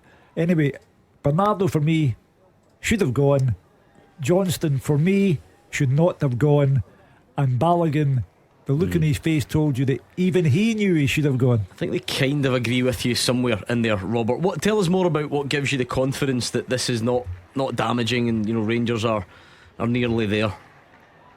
Well, if you look at the team Rangers have got in the park as well, do you know what I mean? You're missing the likes of midfield generals in there, guys that can dictate the play. You've got half-fit Connor Goldson, half-fit John Lundstrom. You've got a right back playing in the middle of the park. You've got a guy up front who is an empty jersey, let's be honest. So there's no a lot of tinkering that needs done by that squad to bring players in. Rangers went and signed the boy Silva. That's obviously right straight away. They've identified that's what has to be the top end of the park has to be strengthened 100% to go forward. Talk about signing this boy, this right winger boy as well from Vitesse Arnhem, pace down the right hand side. Which in fairness, I thought it'd be McCausland and Dejan Sterling. In fairness, were the only two that got pass marks today for Rangers. So when you look at all that, we take all that into consideration. Rangers weren't a million miles away from it. As I say, if you take the chances today, the three clinical chances, the first half an hour of that game, you're 3-0 up, you're done and dusted, and it's a different atmosphere inside that ground. Is there any worry, Robert, that sometimes it has felt like Rangers have been kind of close in these games? Like, we've had this conversation before about it's just their quality at the top end of the pitch, but then we roll on to the next one and it kind of happens again. Have you experienced a few false dawns that you're confident this one's different? 100%. I don't know what your boy was talking about earlier. I think he said too much sugar over Christmas when he's talking about how Rodgers has seen off Clermont. Clermont's just in the door. Clermont's got a tune out of these boys. Do you know what I mean? When Clermont brings in his own boys, you see a whole different attitude. You see a whole different kind of demeanour about Rangers going forward in Old Firm games, because he's put his own personality on that team. You can see it. There's a swagger, there's a confidence there. Rangers picked him off at will at times. Celtic got a lucky one with the first goal. The heads went down a wee bit. Rangers picked himself up a wee bit. The second one with Kyogo hits a worldly. Hits another 100 of them will go over the bar. Do you know what I mean? So sounds like a little bit clutching now though, Robert. The first goal was lucky and the Kyogo wouldn't do that again. But I think Robert has a point though. As I said, listen, it's clearly a close game. Yeah, as I tried to say to Callum, try too hard a bit. Yeah, but that's disappointment. But as I said to Callum, the Celtic fan, you cannot simply dismiss Philippe Clement and what Rangers have done. Celtic have still to go to Paisley before the break comes, and they will have to win in Paisley. Absolutely have to win in Paisley. This is going to go to the wire, and the Celtic fans refuse to believe it, and the Rangers fans can't wait to prove it. The truth is in the middle there. They're not great sides, either of them. They are missing players for a variety of injuries and other reasons, and they do need to have a good window, the pair of them. But this league is not over by a long shot. Oh, this is an interesting goal, this one. Goal flashes with M&D Green Pharmacy. Hearts 0, Ross County 1. It is probably an Alex Cochrane own goal. Sims was involved as well, but either way, it is Hearts 0, Ross County 1. And talk about highs to lows. Hearts buoyed by that late winner in the Edinburgh Derby. We've already heard that the fans are not impressed with the performance today, and they trail Ross County. Yeah, not good. Especially after, as you quite rightly said, Gordon, the high of the Edinburgh Derby the other night there, the timing of the goal, everything about it. They're playing Ross County at home, packed Tynecastle. I think the Hearts fans were going along there in good spirits, just wondering how many it was going to be this afternoon. But that man who caused a lot of controversy in the papers with his statement is certainly getting a tune out of Ross County ex Morecambe I FC. would buy a ticket for his press conference after the game if he wins 1-0. I would buy a ticket to hear it, because he's always got something in him, Derek Adams, and he clearly not welcomed the flack that came his way after the comparisons about Morecambe and Morecambe being 100 times better than teams in Scotland. So if Ross County win at Hearts, are Morecambe maybe only 50 times better? Is it, maybe just a miscalculation there? Well, 50 to 70, that kind of area. But I would love it to hear his imagine if they won there, they'd go above Aberdeen the way things are sitting.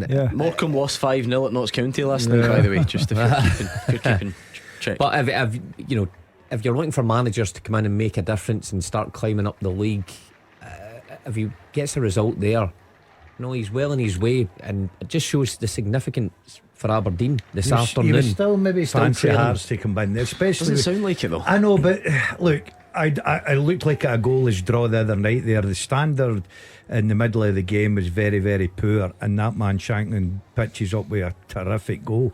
Hearts have got that in their locker. They've got guys that can get goals, but Ross County have got something to hang on to, whether they're hanging on or they're a better side. But 1-0, he would definitely take that. He'd bite your hand off. Do you know that after Lawrence Shankland, who's the next top goal scorer at Hearts? I would probably say, I know the answer, so I won't spoil it for you. Forrest.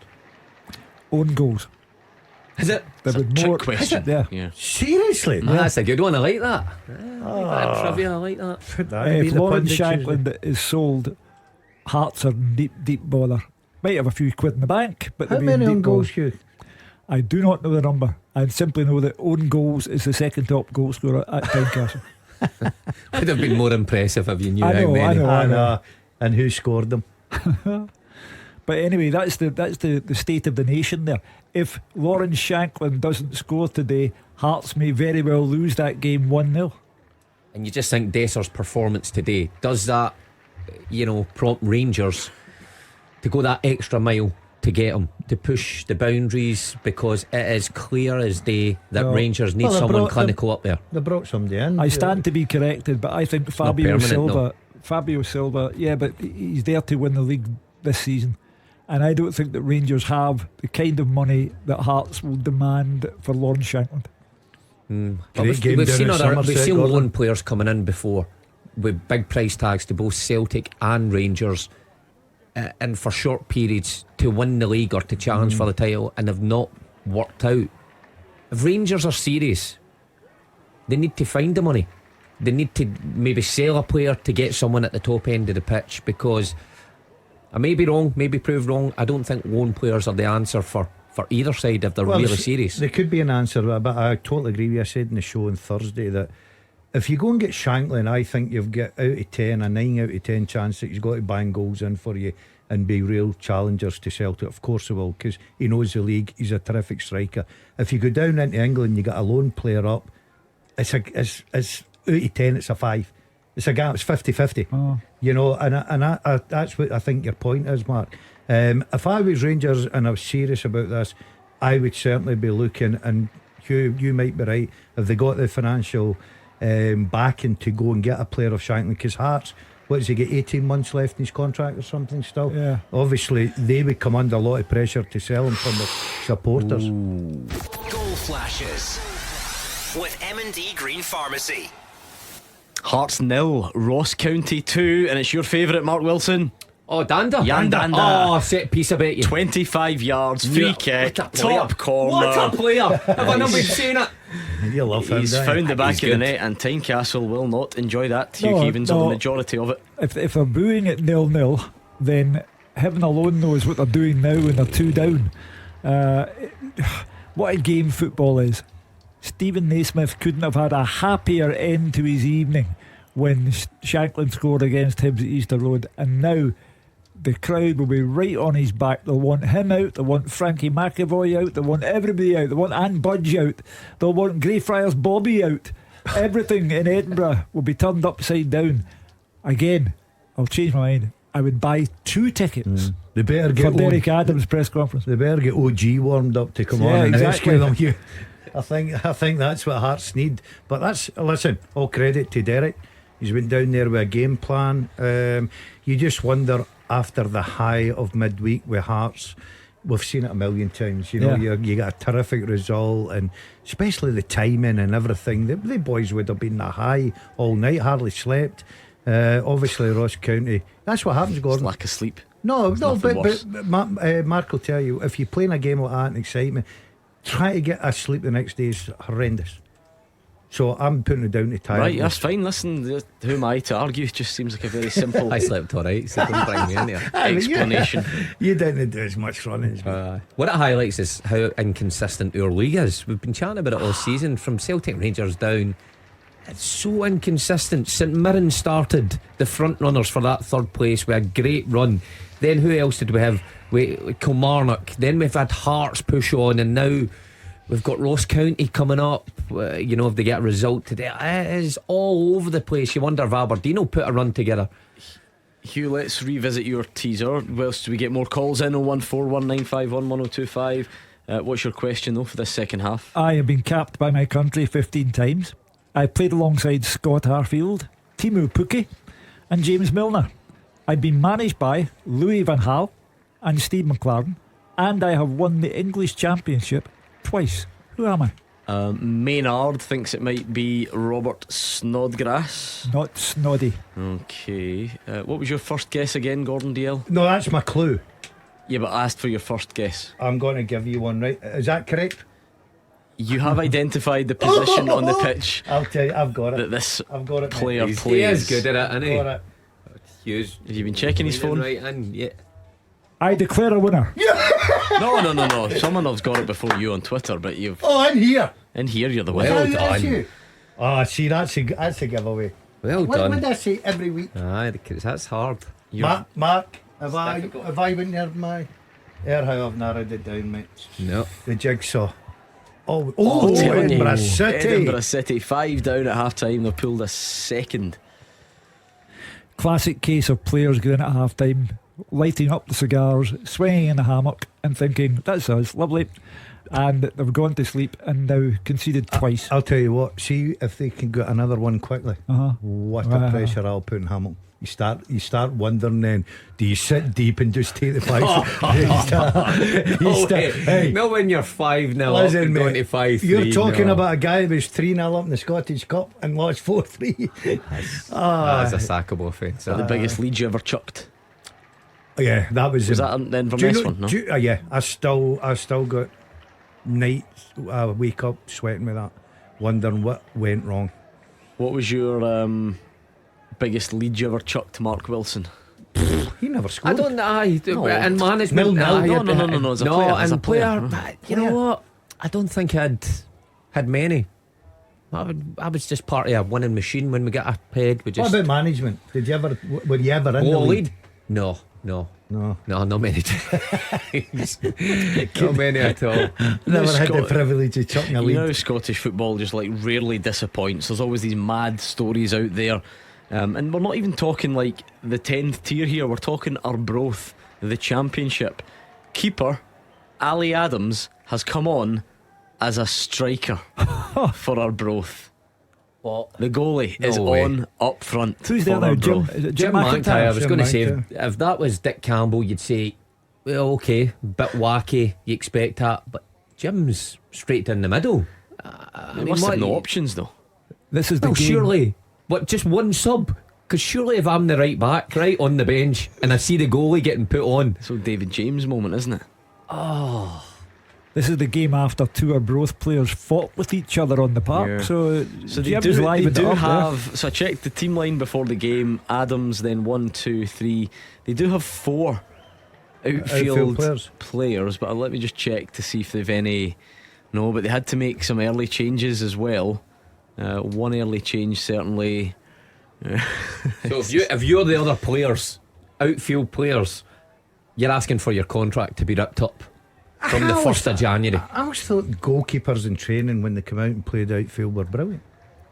What happens if he scores? Exactly. They start him the next week. No, there you are. Because then they made a double change at half time. Right. And so I think he's the only guy left, or is there one more? See if you're the one guy then that's been that's worse. Right, but they were all on. They were all on by half time. All the other subs. There you go. I was going to say, hold on. How's that work in the team lines? I'm not expecting you to have the answer.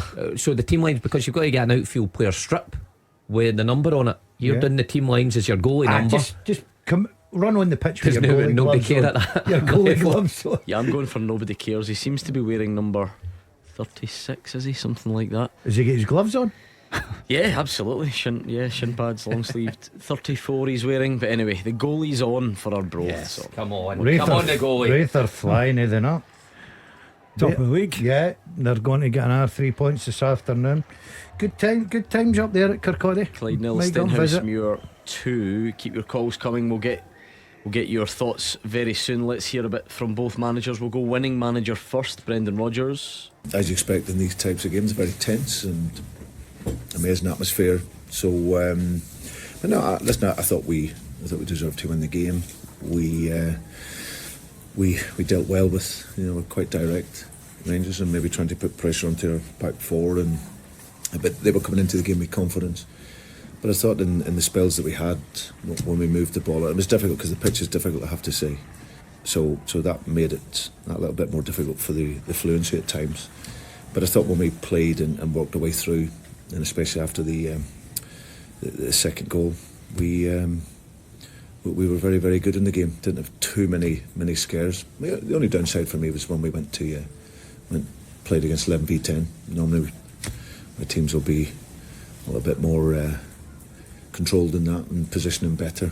But maybe young players getting a wee bit hyped with the game, and so that's definitely something that we need to improve on when we get to that state of a game. But over the course, the effort from the players and like I said, ably supported by the supporters who were brilliant today. Was that one slight concern, Mark? Was there a lack of game management there? That sounds like what Brendan Rodgers is getting at. Oh, without doubt, when you have an extra man, you're 2-0 up and you're in control of the game, then I think it's only right that you don't force things, you keep the ball. And I think Celtic at that stage were pushing for that third goal, and they were careless and allowed Rangers to regain possession and mount attacks of their own. So that frustrates him, because he's a manager based on possession of the ball. So it should have been easy for them then. He said young players. Who's he meaning by that? I mean, Mikey Johnson, when he comes on, looking through that. Perhaps. So maybe just need to learn a bit better. Try to remember the time frame, how long Paulo Bernardo stayed on after that. Maybe he included. Yeah, maybe he came off in the 70th minute. So yeah, that'll frustrate him. But look, if it ended 2-0, then he wouldn't be saying these things. It was James Tavernier's free kick with 2 minutes to go was obviously given that wee bit of frustration. But I think his comments are pretty fair. I think Celtic did deserve to win overall. I think they were the team in the ascendancy for the majority of the game. No doubt Rangers had chances, but I think they were the better team. It's a weight off Brendan Rodgers' shoulders until Tuesday. I have to keep on hammering the point. St Mirren are currently beating Aberdeen in Aberdeen. St Mirren at home against Celtic, it can be problematic. Now, the Celtic fans are off home tonight, ecstatic at the way things have gone today against Rangers. But every game contains a problem, and Celtic have to go and handle St Mirren, or else the good that was done today is destroyed overnight. So Brendan Rodgers will be a very happy, very satisfied man. He's been the first one to beat Philippe Clement since he got here, but that next game is crucial. He can't yet go into the winter break enjoying the bragging rights for a fortnight. He has got to win in Paisley to make it count. Goal flashes with M&D Green Pharmacy. Goal, Kenneth Vargas, Hearts pull 1 back. He slipped through. It's a nice, just a past finish. Game on. Remember, Ross County were leading 2-0 at Tynecastle. That breathes a new life into the hosts. Yeah, for sure. And the crowd will now jump about in celebration of their team, having booed them earlier on.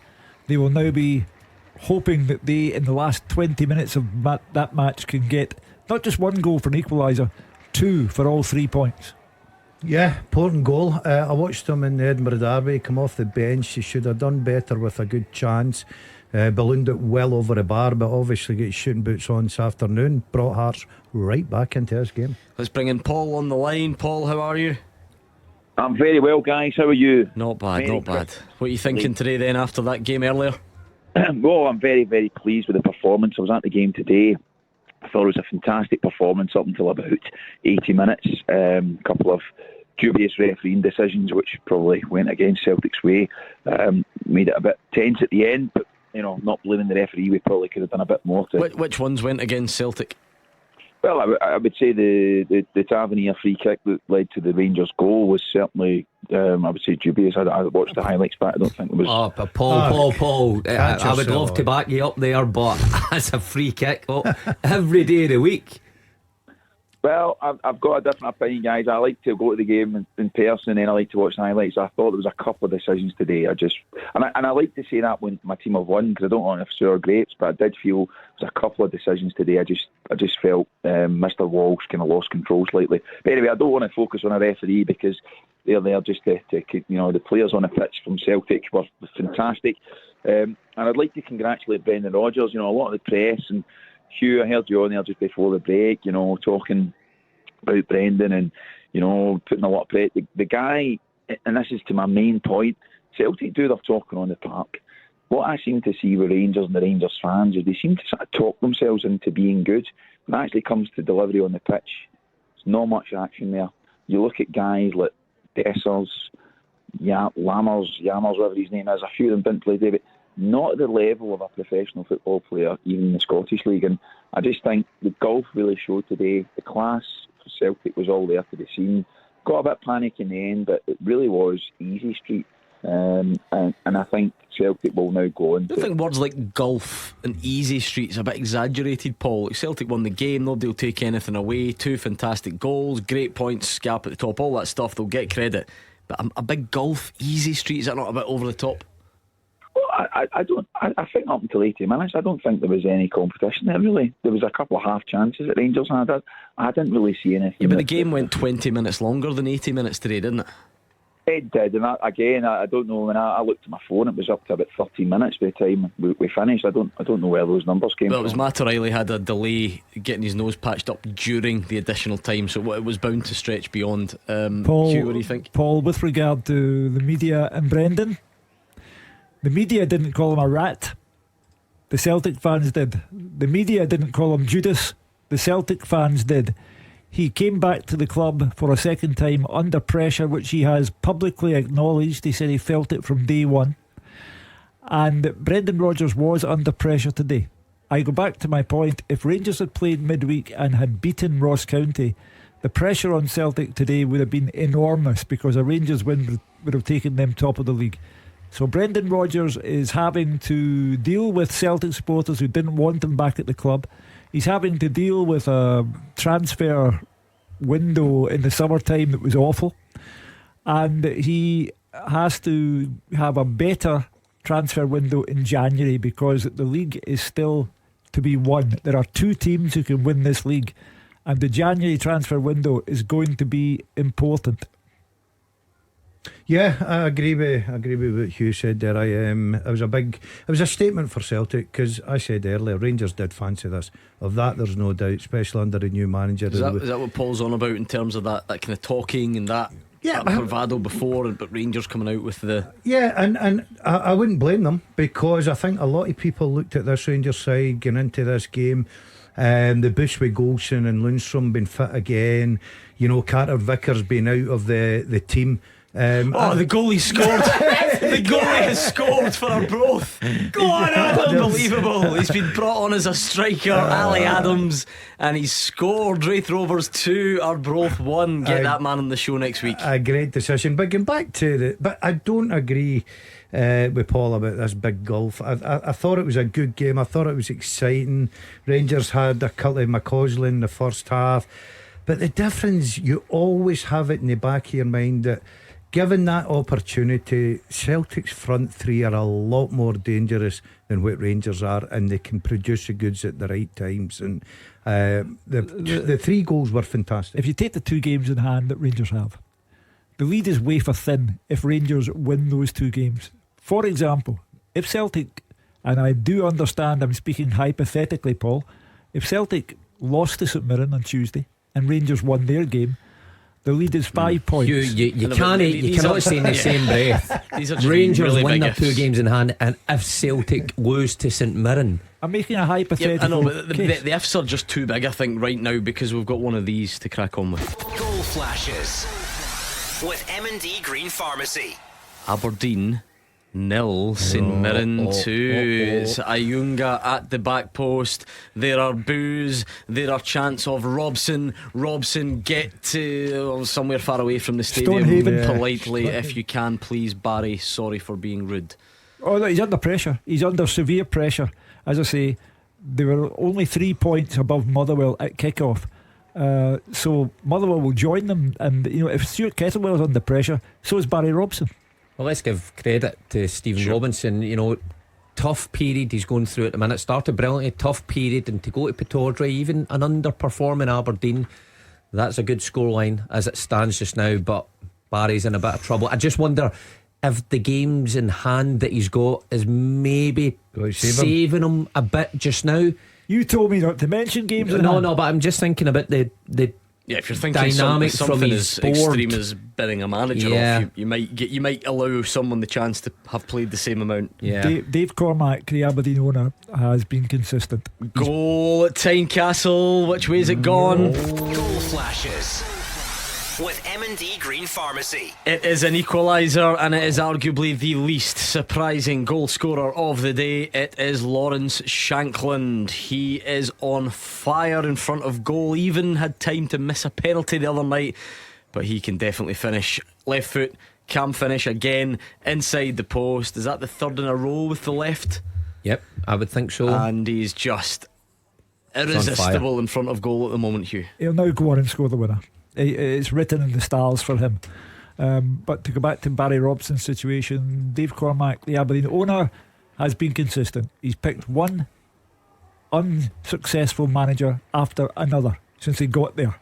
Started with Stephen Glass, then Jim Goodwin, and Barry Robson's number 3 now. And they are toiling. They are second bottom of the league tonight. Mr. Cormack. Thanks to Paul on the line. The Dons fans are heading for the exits already. I know, but a big happy. crowd in at Pittodrie because they got a big support. They've got a massive game midweek. If they don't get anything out of this, which looks unlikely, they've got a massive game. They go to Dingwall against Ross County and Derek Adams. 17,000 in there today.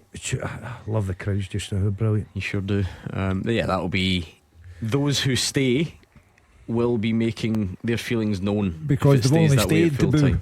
So the Dazzler's right. If they don't win in Dingwall, you then have a 3-week winter break. Oh, Wraith, what are you doing to me? Oh, honestly, this goalkeeper inspired comeback from Arbroath is amazing. They were 2-0 down to Wraith. They had used all their subs by half time pretty much, so they chucked a goalie on up front. He's scored. He's causing havoc. And now Leighton McIntosh has scored a penalty to equalise against Wraith, who of course have been flying. I think the Wraith just enjoy entertainment for their fans. It on wouldn't it. surprise me if Wraith scored in the 90th minute to win 3-2. We'll need to keep an eye on next week if this goalkeeper starts as an outfield player.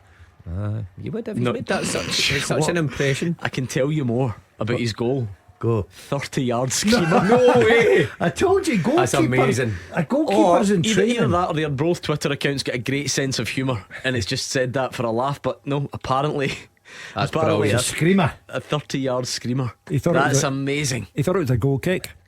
That's Come on, so Arbroath. good. That's so good. What we need to find out, did he win the penalty as well? That would be great. That would be good detail if we could find that out. But honestly, Ali Adams, remember the name. A quiz question answer for years to come on this show, I'm sure. Well, we've Super had great football across the country today, all up and down the leagues, plenty of goals everywhere. Come on, Hugh, any drama to come?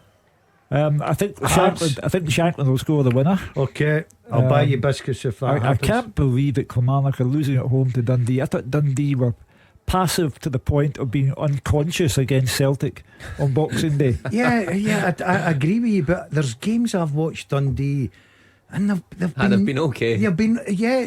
I'm not surprised they can go down there and get a result. I really am. I don't think they're in that bad a state. And Kilmarnock obviously flying high, but I think the main one we'll all be talking about is Barry Robson at Yeah. Aberdeen. Yeah, But well done to St Mirren. Fantastic so far. The winter break is a sacking period. You can get rid of your manager and you've got time to get a new one and bed him in before the season resumes. Aberdeen can't go on being second bottom of the table, and Dave Cormack has a big call to make tonight. Unless there's some sort of comeback, it doesn't look likely. Remind us of your teaser, please, Hugh. Okay, so I played for my country 15 times. I played alongside Scott Arfield and Timo Pukki and James Milner. I've been managed by Louis Van Gaal and Steve McLaren, and I have won the English Championship twice. Who am I? Mary Brogan thinks it might be Graham Dorrans. Sorry, Mary. Nope. I can see some of the link there, I must say, but I'll give you a clue, right, if it helps you. It is a goalkeeper, okay? Don't mind telling you that. Always a goalie. Always a goalie, says Gordon DL, which of course isn't true, but it is on this occasion. So get your guesses over at Clyde SSB. Let's see what you can come up with, and strap yourselves in case we get any late drama around the country. Of course, the phone lines have been open since full time at Celtic Park, so you can keep them coming. In fact, please do. 0141 951 1025. Just, I know like it's the biggest cliche in the book, but it just feels not like a Saturday. Yeah. Doesn't it? It's that time of the year where everyone's all over the place, and it's hard to. But this is your bread and butter Saturday afternoon here on Clyde One Super Scoreboard with lots of big games. And I mean, I think because everyone's all out and about, you guys have got great social lives. Apparently you were spotted at the pantomime last night, Mark Wilson. I was there. I was getting Peter Pan. I was getting the late night tweets. Kenny Boy says I was at the panto. I could swear Mark Wilson was in the same bit as me. No Helly Hansen jacket though, so I couldn't say for sure. I was going to say hello, but he's gone Subway loyal and left before the final song. I did leave. Shame on you. Well, I was parked right outside the front door and wanted to get away before the traffic. What about the big moments where they come and do the encore, or they do but take their bow?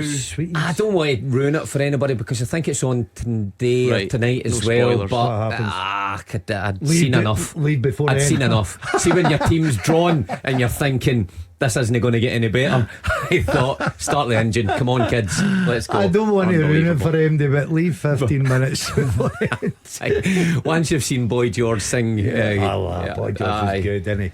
He is good. Once you see him sing these few big hits, then that's enough. Yes, up the road. You were spotted. The panel, a famous singer was there as well, sitting front row. Scotland's finest, Lewis Capaldi. Oh, yep, he went to the toilet. Hold on a minute. Hold on a minute.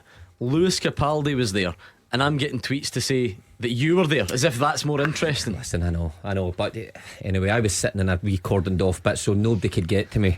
Lewis, unfortunately, wasn't he? And was mobbed by thousands of people all looking for his photo. I felt sorry for him. I think he held up the start of the honestly, show right, the second half. I don't really know the ins and outs of how permissible this is, right? So it might be like one of Gordon Dale's magic TVs. Have a look at the goal from the Arbroath goalie. Come on. Absolutely scandalous how good that is. He's not even looked at the goal. Oh, what a strike! Well, and he looks like a goalie as well, doesn't he? Look at the size of him. Nah, he's not a goalie. What a hit! Sorry, Mr. Doncaster, if you're listening. Someone sent me a video, but whatever. Brilliant. He's a centre forward. That's a great move from Jim McIntyre. Late drama, but where? Goal flashes with M&D Green Pharmacy. Kelly 1, Dundee 1. A Joe Wright header, but Dundee are claiming a foul on Trevor Carson. VAR will have to take a look, so don't get carried away. Carson punched the corner under pressure. How much pressure? Was it unfair pressure? We'll find out. Trevor Carson is due a break because he's had a horrible week. He was goal given. He was hopeless. He's not getting his break. He was hopeless against Celtic on Boxing Day, and that's a late blow for Tony Docherty. Good for Kilmarnock. They're one of the few teams who will take something out of the day. Aberdeen remains the story. 2-0 down to St Mirren. The finish to that game will be stormy. Could be late drama at Kilmarnock here. Yeah. You know what I mean? That's a bit of a sickener if you've led 1-0 all that time away from home, especially after your performance against Celtic. Keeps the two old pals happy though. Yeah. Tony Dalziel. Have a good new year. Come on. We're all happy. Side of the spoils. They'll probably be each other's house, bring the bells in. Dundee hit the post straight away from kick-off as well. It was Owen Beck, he's one of the favourites on this show, isn't he? Yeah, we always like talk him. up Owen Beck. He is good, and he's he was the one shining light for Dundee against Celtic. He's hit the post. The rest were rubbish. Not hanging about in that Edinburgh City Hamilton game, are they? Nah, they went up That the road. kick off early, or they just went up the road. The refs, listen, is this just normal? You're just confused because in the post VAR era, it is after 4:45. Normal games would be finished by now. You try getting out of Meadowbank at 4:45 on a Saturday. Of course, they play at Meadowbank now. Yeah. That's where you raced Alan Wells, isn't it? Yeah, that Incredible. famous day that was. Right, Hugh Keevins, let's do this. Okay. The second half teaser. With the scottishsun.co.uk/football for the best football news and opinion online.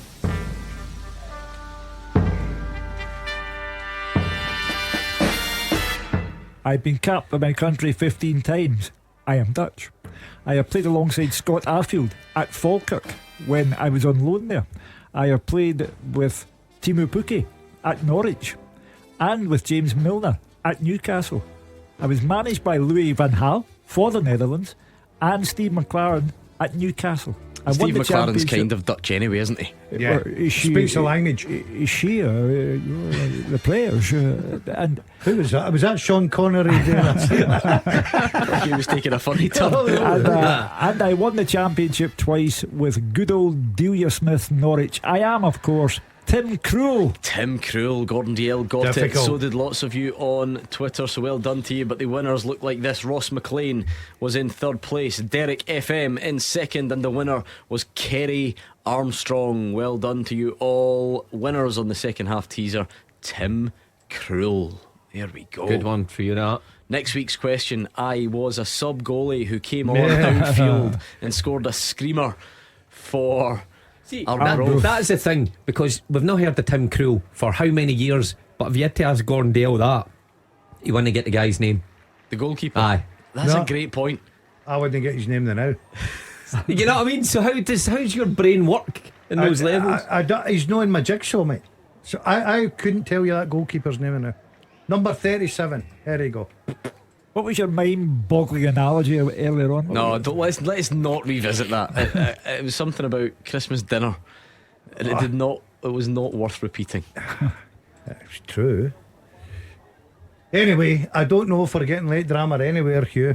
Well, I think Ross County will be disappointed, but if you said to them at 3 o'clock, would you take a point against an informed Hearts? For sure. There's a couple of goals in a couple of the games. You know, there's 5 minutes at Pittodrie, but they're 2-0 down, so it's probably too much. 5 minutes at Fir Park, but again, Motherwell have a 2-goal lead there.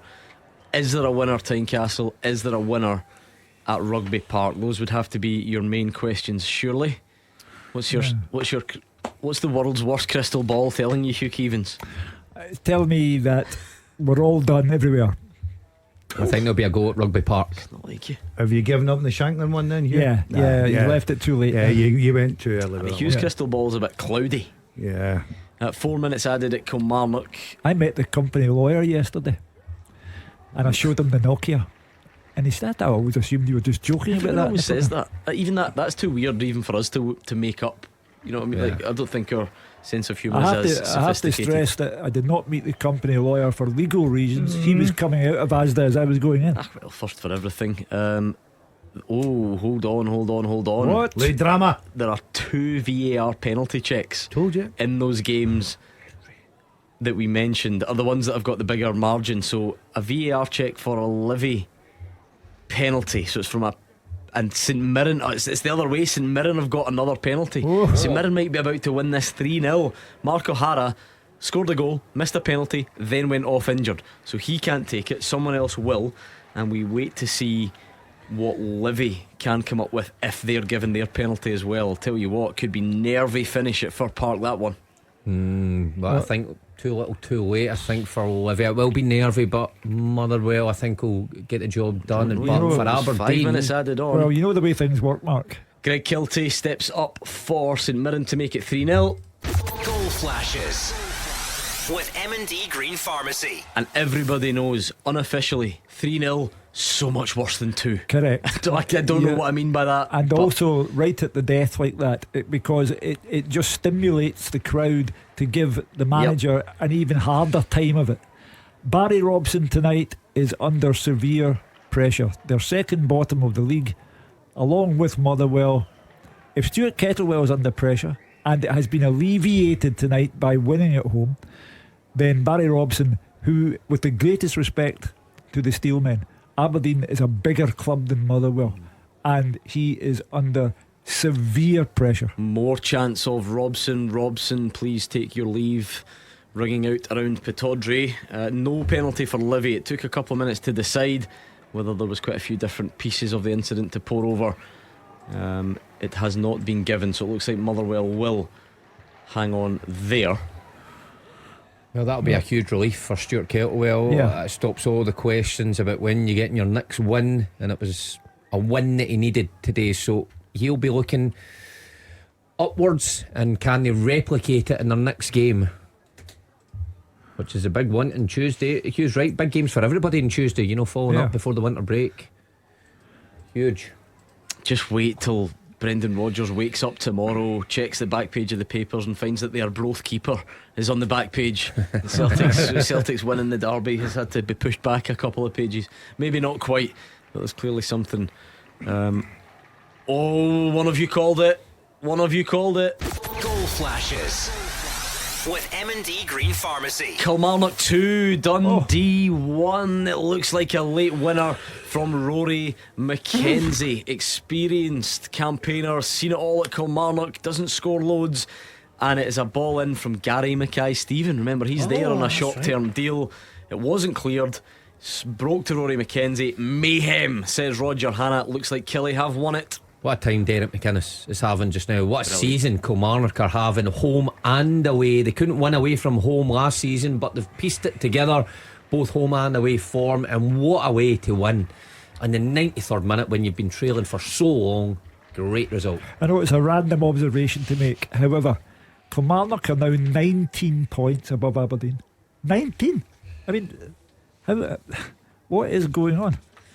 Well done, Mark. You did call it. Full-time starting to go. Queen's Park 1, Airdrie 2. Queen's Park not having a good time of it. Elgin 2, Peterhead 1. That'll probably be too little too late. 94th minute, and I'm sort of poised to try and I don't often manufacture these things. The guys just come in whatever order the game's finished, but it would be nice to go to Pittodrie right on First part's been quiet. I thought we'd get more out Fraser. I take that back. They're not 19, they're 14, but that's bad enough. 14 points above Aberdeen.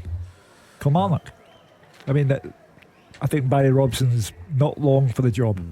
We will see what type of reception will greet that full-time whistle. The phone lines have been open since about 2 o'clock, or about 2:30. You can keep your calls coming. 01419511025. Then we'll kind of go wall-to-wall calls between now and 6 o'clock. That's what we tend to do there. Where are we? That is full-time at Fir Park. Let's just quickly check. We'll see if we get a full-time at Pittodrie soon. I think I would like to go there just to see if I can catch those angry reactions. I'm sure Fraser Wishart won't mind.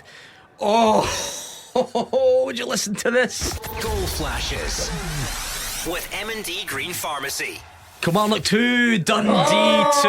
It is Joe Shaughnessy. The keeper got caught under a corner. He ran to the front post. He left space for Shaughnessy. It's a bullet header, and it looks like it will be back to a share of the spoils between old pals Tony Docherty and Derek McInnes. Sorry, the keeper came up for the corner, caused a bit of drama there. What an incredible end to the afternoon. Unprofessional. I just seen Hugh rubbing things out there. That's no 14 points now. Did they not lose a really late goal against Motherwell? I think they've done it a couple of times, Dundee. I know that Tony Docherty will be very frustrated. Full time Aberdeen, Dave. Yeah, full time, Aberdeen 0, St Mirren 3. Aberdeen actually started this one well, dominating the ball, but they didn't test Zach Hemming at all. And it was St Mirren who took a 12th minute lead. Mikael Mandron with the turn and shot, which was blocked, and Mark O'Hara pounced to fire the loose ball home. The Saints skipper blew a golden chance to double their advantage when his team was awarded a penalty following a VAR review. Handball by Richard Jensen was the verdict, but O'Hara fired his spot kick wide. There were grumbles from the home fans, which, as you'll hear in a couple of moments, got far, far worse. But the Dons went close with Bojan Mijovski, who volleyed just past the post, and Leighton Clarkson's volley was palmed away by Zach Hemming. And the ref waved away loud penalty claims when James McGarry went down under Marcus Fraser's challenge. A big test of character awaited Aberdeen in the second half, and they saw plenty of the ball. James McGarry cut inside and unleashed a fierce drive that was beaten away well by Zach Hemming, and Dante Polvara's header from Stefan Gartenmann's cross wasn't far away, but that was about it. Saints scored a fine second goal on the counter-attack. Great cross in from Tanzer from the left-hand side, and Jonah Ayunga converted gleefully at the back post, that after 78 minutes. And then in added time, to rub salt into the wound, Stefan Gartenmann's tackle on Toyosi Olusanya saw a penalty awarded after a VAR review. Greg Kiltie lashed the spot kick high into the net. As you can hear in the background, furious reaction from the Aberdeen fans in a crowd of just over 17,000. 17,029 was the official attendance. Large amounts of the Dons support walking out long before kick-off, and more chance for Barry Robson to go. So what now for Aberdeen, and what more for Barry Robson, because the pressure must be well and truly on him now. Aberdeen 0, St Mirren 3. Incredible result that. What about Fir Park? Fraser Wishart. Motherwell 3, Livingston 1. The Motherwell supporters absolutely delighted, not only with the 3 points, but the fact that the rain, which has been constantly coming down for the last 4 hours, has gone off as well for their walk home. So good day all round for the Motherwell fans. All the action was in the first half. Motherwell excellent, deserved their half-time lead. Theo Bair was the main man with 2 goals and assist for Blair Spittle. Scott Pittman gave Livy some hope with an excellent finish. Second half not so good, but Motherwell didn't look in any danger of losing a goal. Motherwell had a few chances before they took the lead in 14 minutes. Theo Bair twisted in the box. He thought the chance was maybe gone, but Blair Spittle ran onto the loose ball to poke the ball home from 12 yards. Good finish by the midfield player. Spittle then turned provider in 19 minutes. It was 2-0. Lovely ball over the top, set Bair clean through. As the ball bounced, Bair beat Samal George to the ball and lifted the ball over the goalkeeper into the empty net. Livy's first effort and goal was their only goal of the game. They pulled one back. Christian Montaro chipped a lovely neat pass over the Motherwell defence, and Scott Pittman let the ball drop over his shoulder and hooked a volley high into the net. Really good finish by the midfield player. Motherwell restored their 2-goal lead in 35 minutes. A solo goal by Theo Bair. He ran onto a ball in the inside right position. He had no support, so he'd only one option, go on his own. He chopped back inside and then waited for Jamal George and just dinked the ball over the goalkeeper from a narrow angle. 5 minutes in the second half, Livy almost got their second. Bruce Anderson shrugged off sub Mugabe's challenge, and his shot hit the post from a near angle. But Motherwell's tempo in the first half had dropped. Livy had their best spell of the game. Shaw took a knock, replaced by Slattery. Stuart Kettlewell tried to get his team on the ball in the middle of the park, and Captain Michael Devlin should have scored on the hour. A really powerful header at the back post from a Brandon free kick. It was inches wide. Keeper was beaten, but the big skipper will know he probably should have scored. Motherwell had to be careful towards the end, protecting the lead, dropping a bit deep as Livingston grew in confidence, but they couldn't create that chance. Some pressure, balls into the Motherwell box, but good defending by the Fir Park men, and Motherwell saw the game out comfortably. A real blow for Livy. Started today 5 points adrift. They are now 4 points adrift. They're now 6 points adrift at the bottom. But for Motherwell, really great relief. Their long run with no win has come to an end, and they're up to 8th in the table. Full time at Fir Park, Motherwell 3, Livingston 1. Full time at Rugby Park, Roger Hanna. Full-time Kilmarnock 2, Dundee 2, a share of the spoils between old pals Derek McInnes and Tony Docherty. But what an incredible finish here at Rugby Park. Dundee led 1-0 with just 5 minutes left. Kilmarnock equalised and then took the lead 3 minutes into added time, only for Dundee to level 5 minutes into stoppage time with their goalkeeper Trevor Carson in the Kilmarnock box. It was an incredible finale after a very dour start. Kelly threatened after 4 minutes. Vassell, the skipper, having a shot saved by Carson, but indeed were by far the better team in the first half, and they took a deserved lead in 35 minutes. A lovely solo goal by Luke Cowan, working the ball onto his left foot on the edge of the box and curling a shot past Kilmarnock keeper Will Dennis from the edge of the box. Ryan Howley and Scott Tiffany both had sniffs to make it 2-0 before the break, and Kelly's woes continued as Brad Lyons limped off to be replaced by Mackenzie. Another change by a clearly dissatisfied Derek McInnes at half time.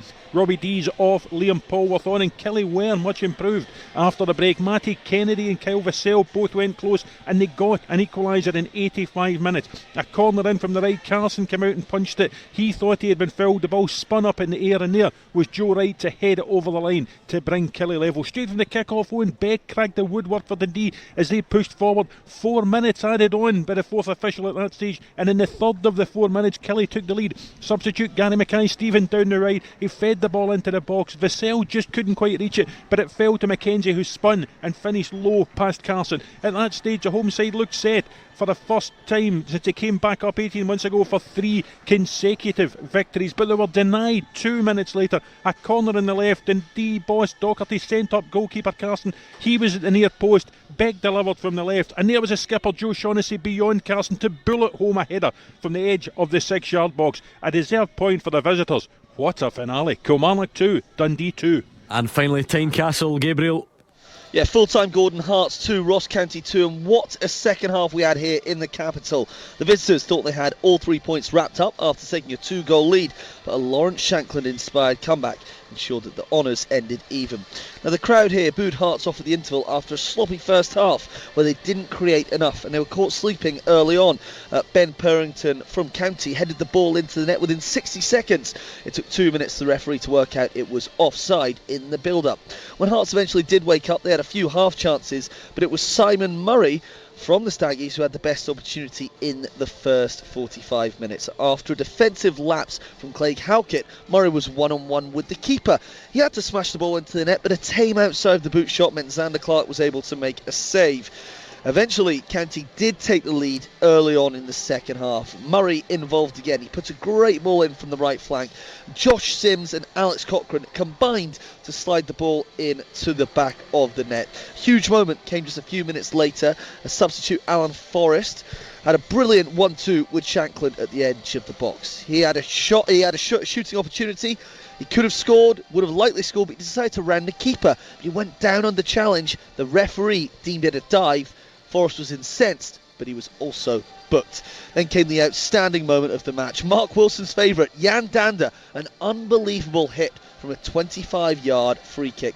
The ball right into the top right-hand corner. It looked like County were heading up the road with a famous win, but no. Substitute Kenneth Vargas was slipped through, and he calmly slotted the ball past Ross Laidlaw to make it game on with about 15 minutes to play. And then once again, Captain Fantastic Lawrence Shankland showed why he is so sought after and is the leader of this team. Callum Nieuwenhof rolled the ball to him, and he just slotted it inside the post with his left foot. That was that, Gordon. Boos at full time as well from several of the home supporters, but there's no denying it was a great game here, especially in that second half. It may have even impressed Derek Adams. Full time at Tynecastle, Hearts 2, Ross County 2. What a day of Scottish Premiership action. It's 01419511025. Let's look back on it all. Celtic fans, Rangers fans, how was your game to get us up and running? After that, Aberdeen fans, is it time to start wondering about the future of some of those involved? Motherwell fans, how important was that win? St Mirren, are you back on track? All the questions, but you need to provide the answers next, please. Get a bottle or 3 of Sorso Prosecco for just $4.99 each at Morrison's. Now that is a deal worth celebrating. More festive fizz.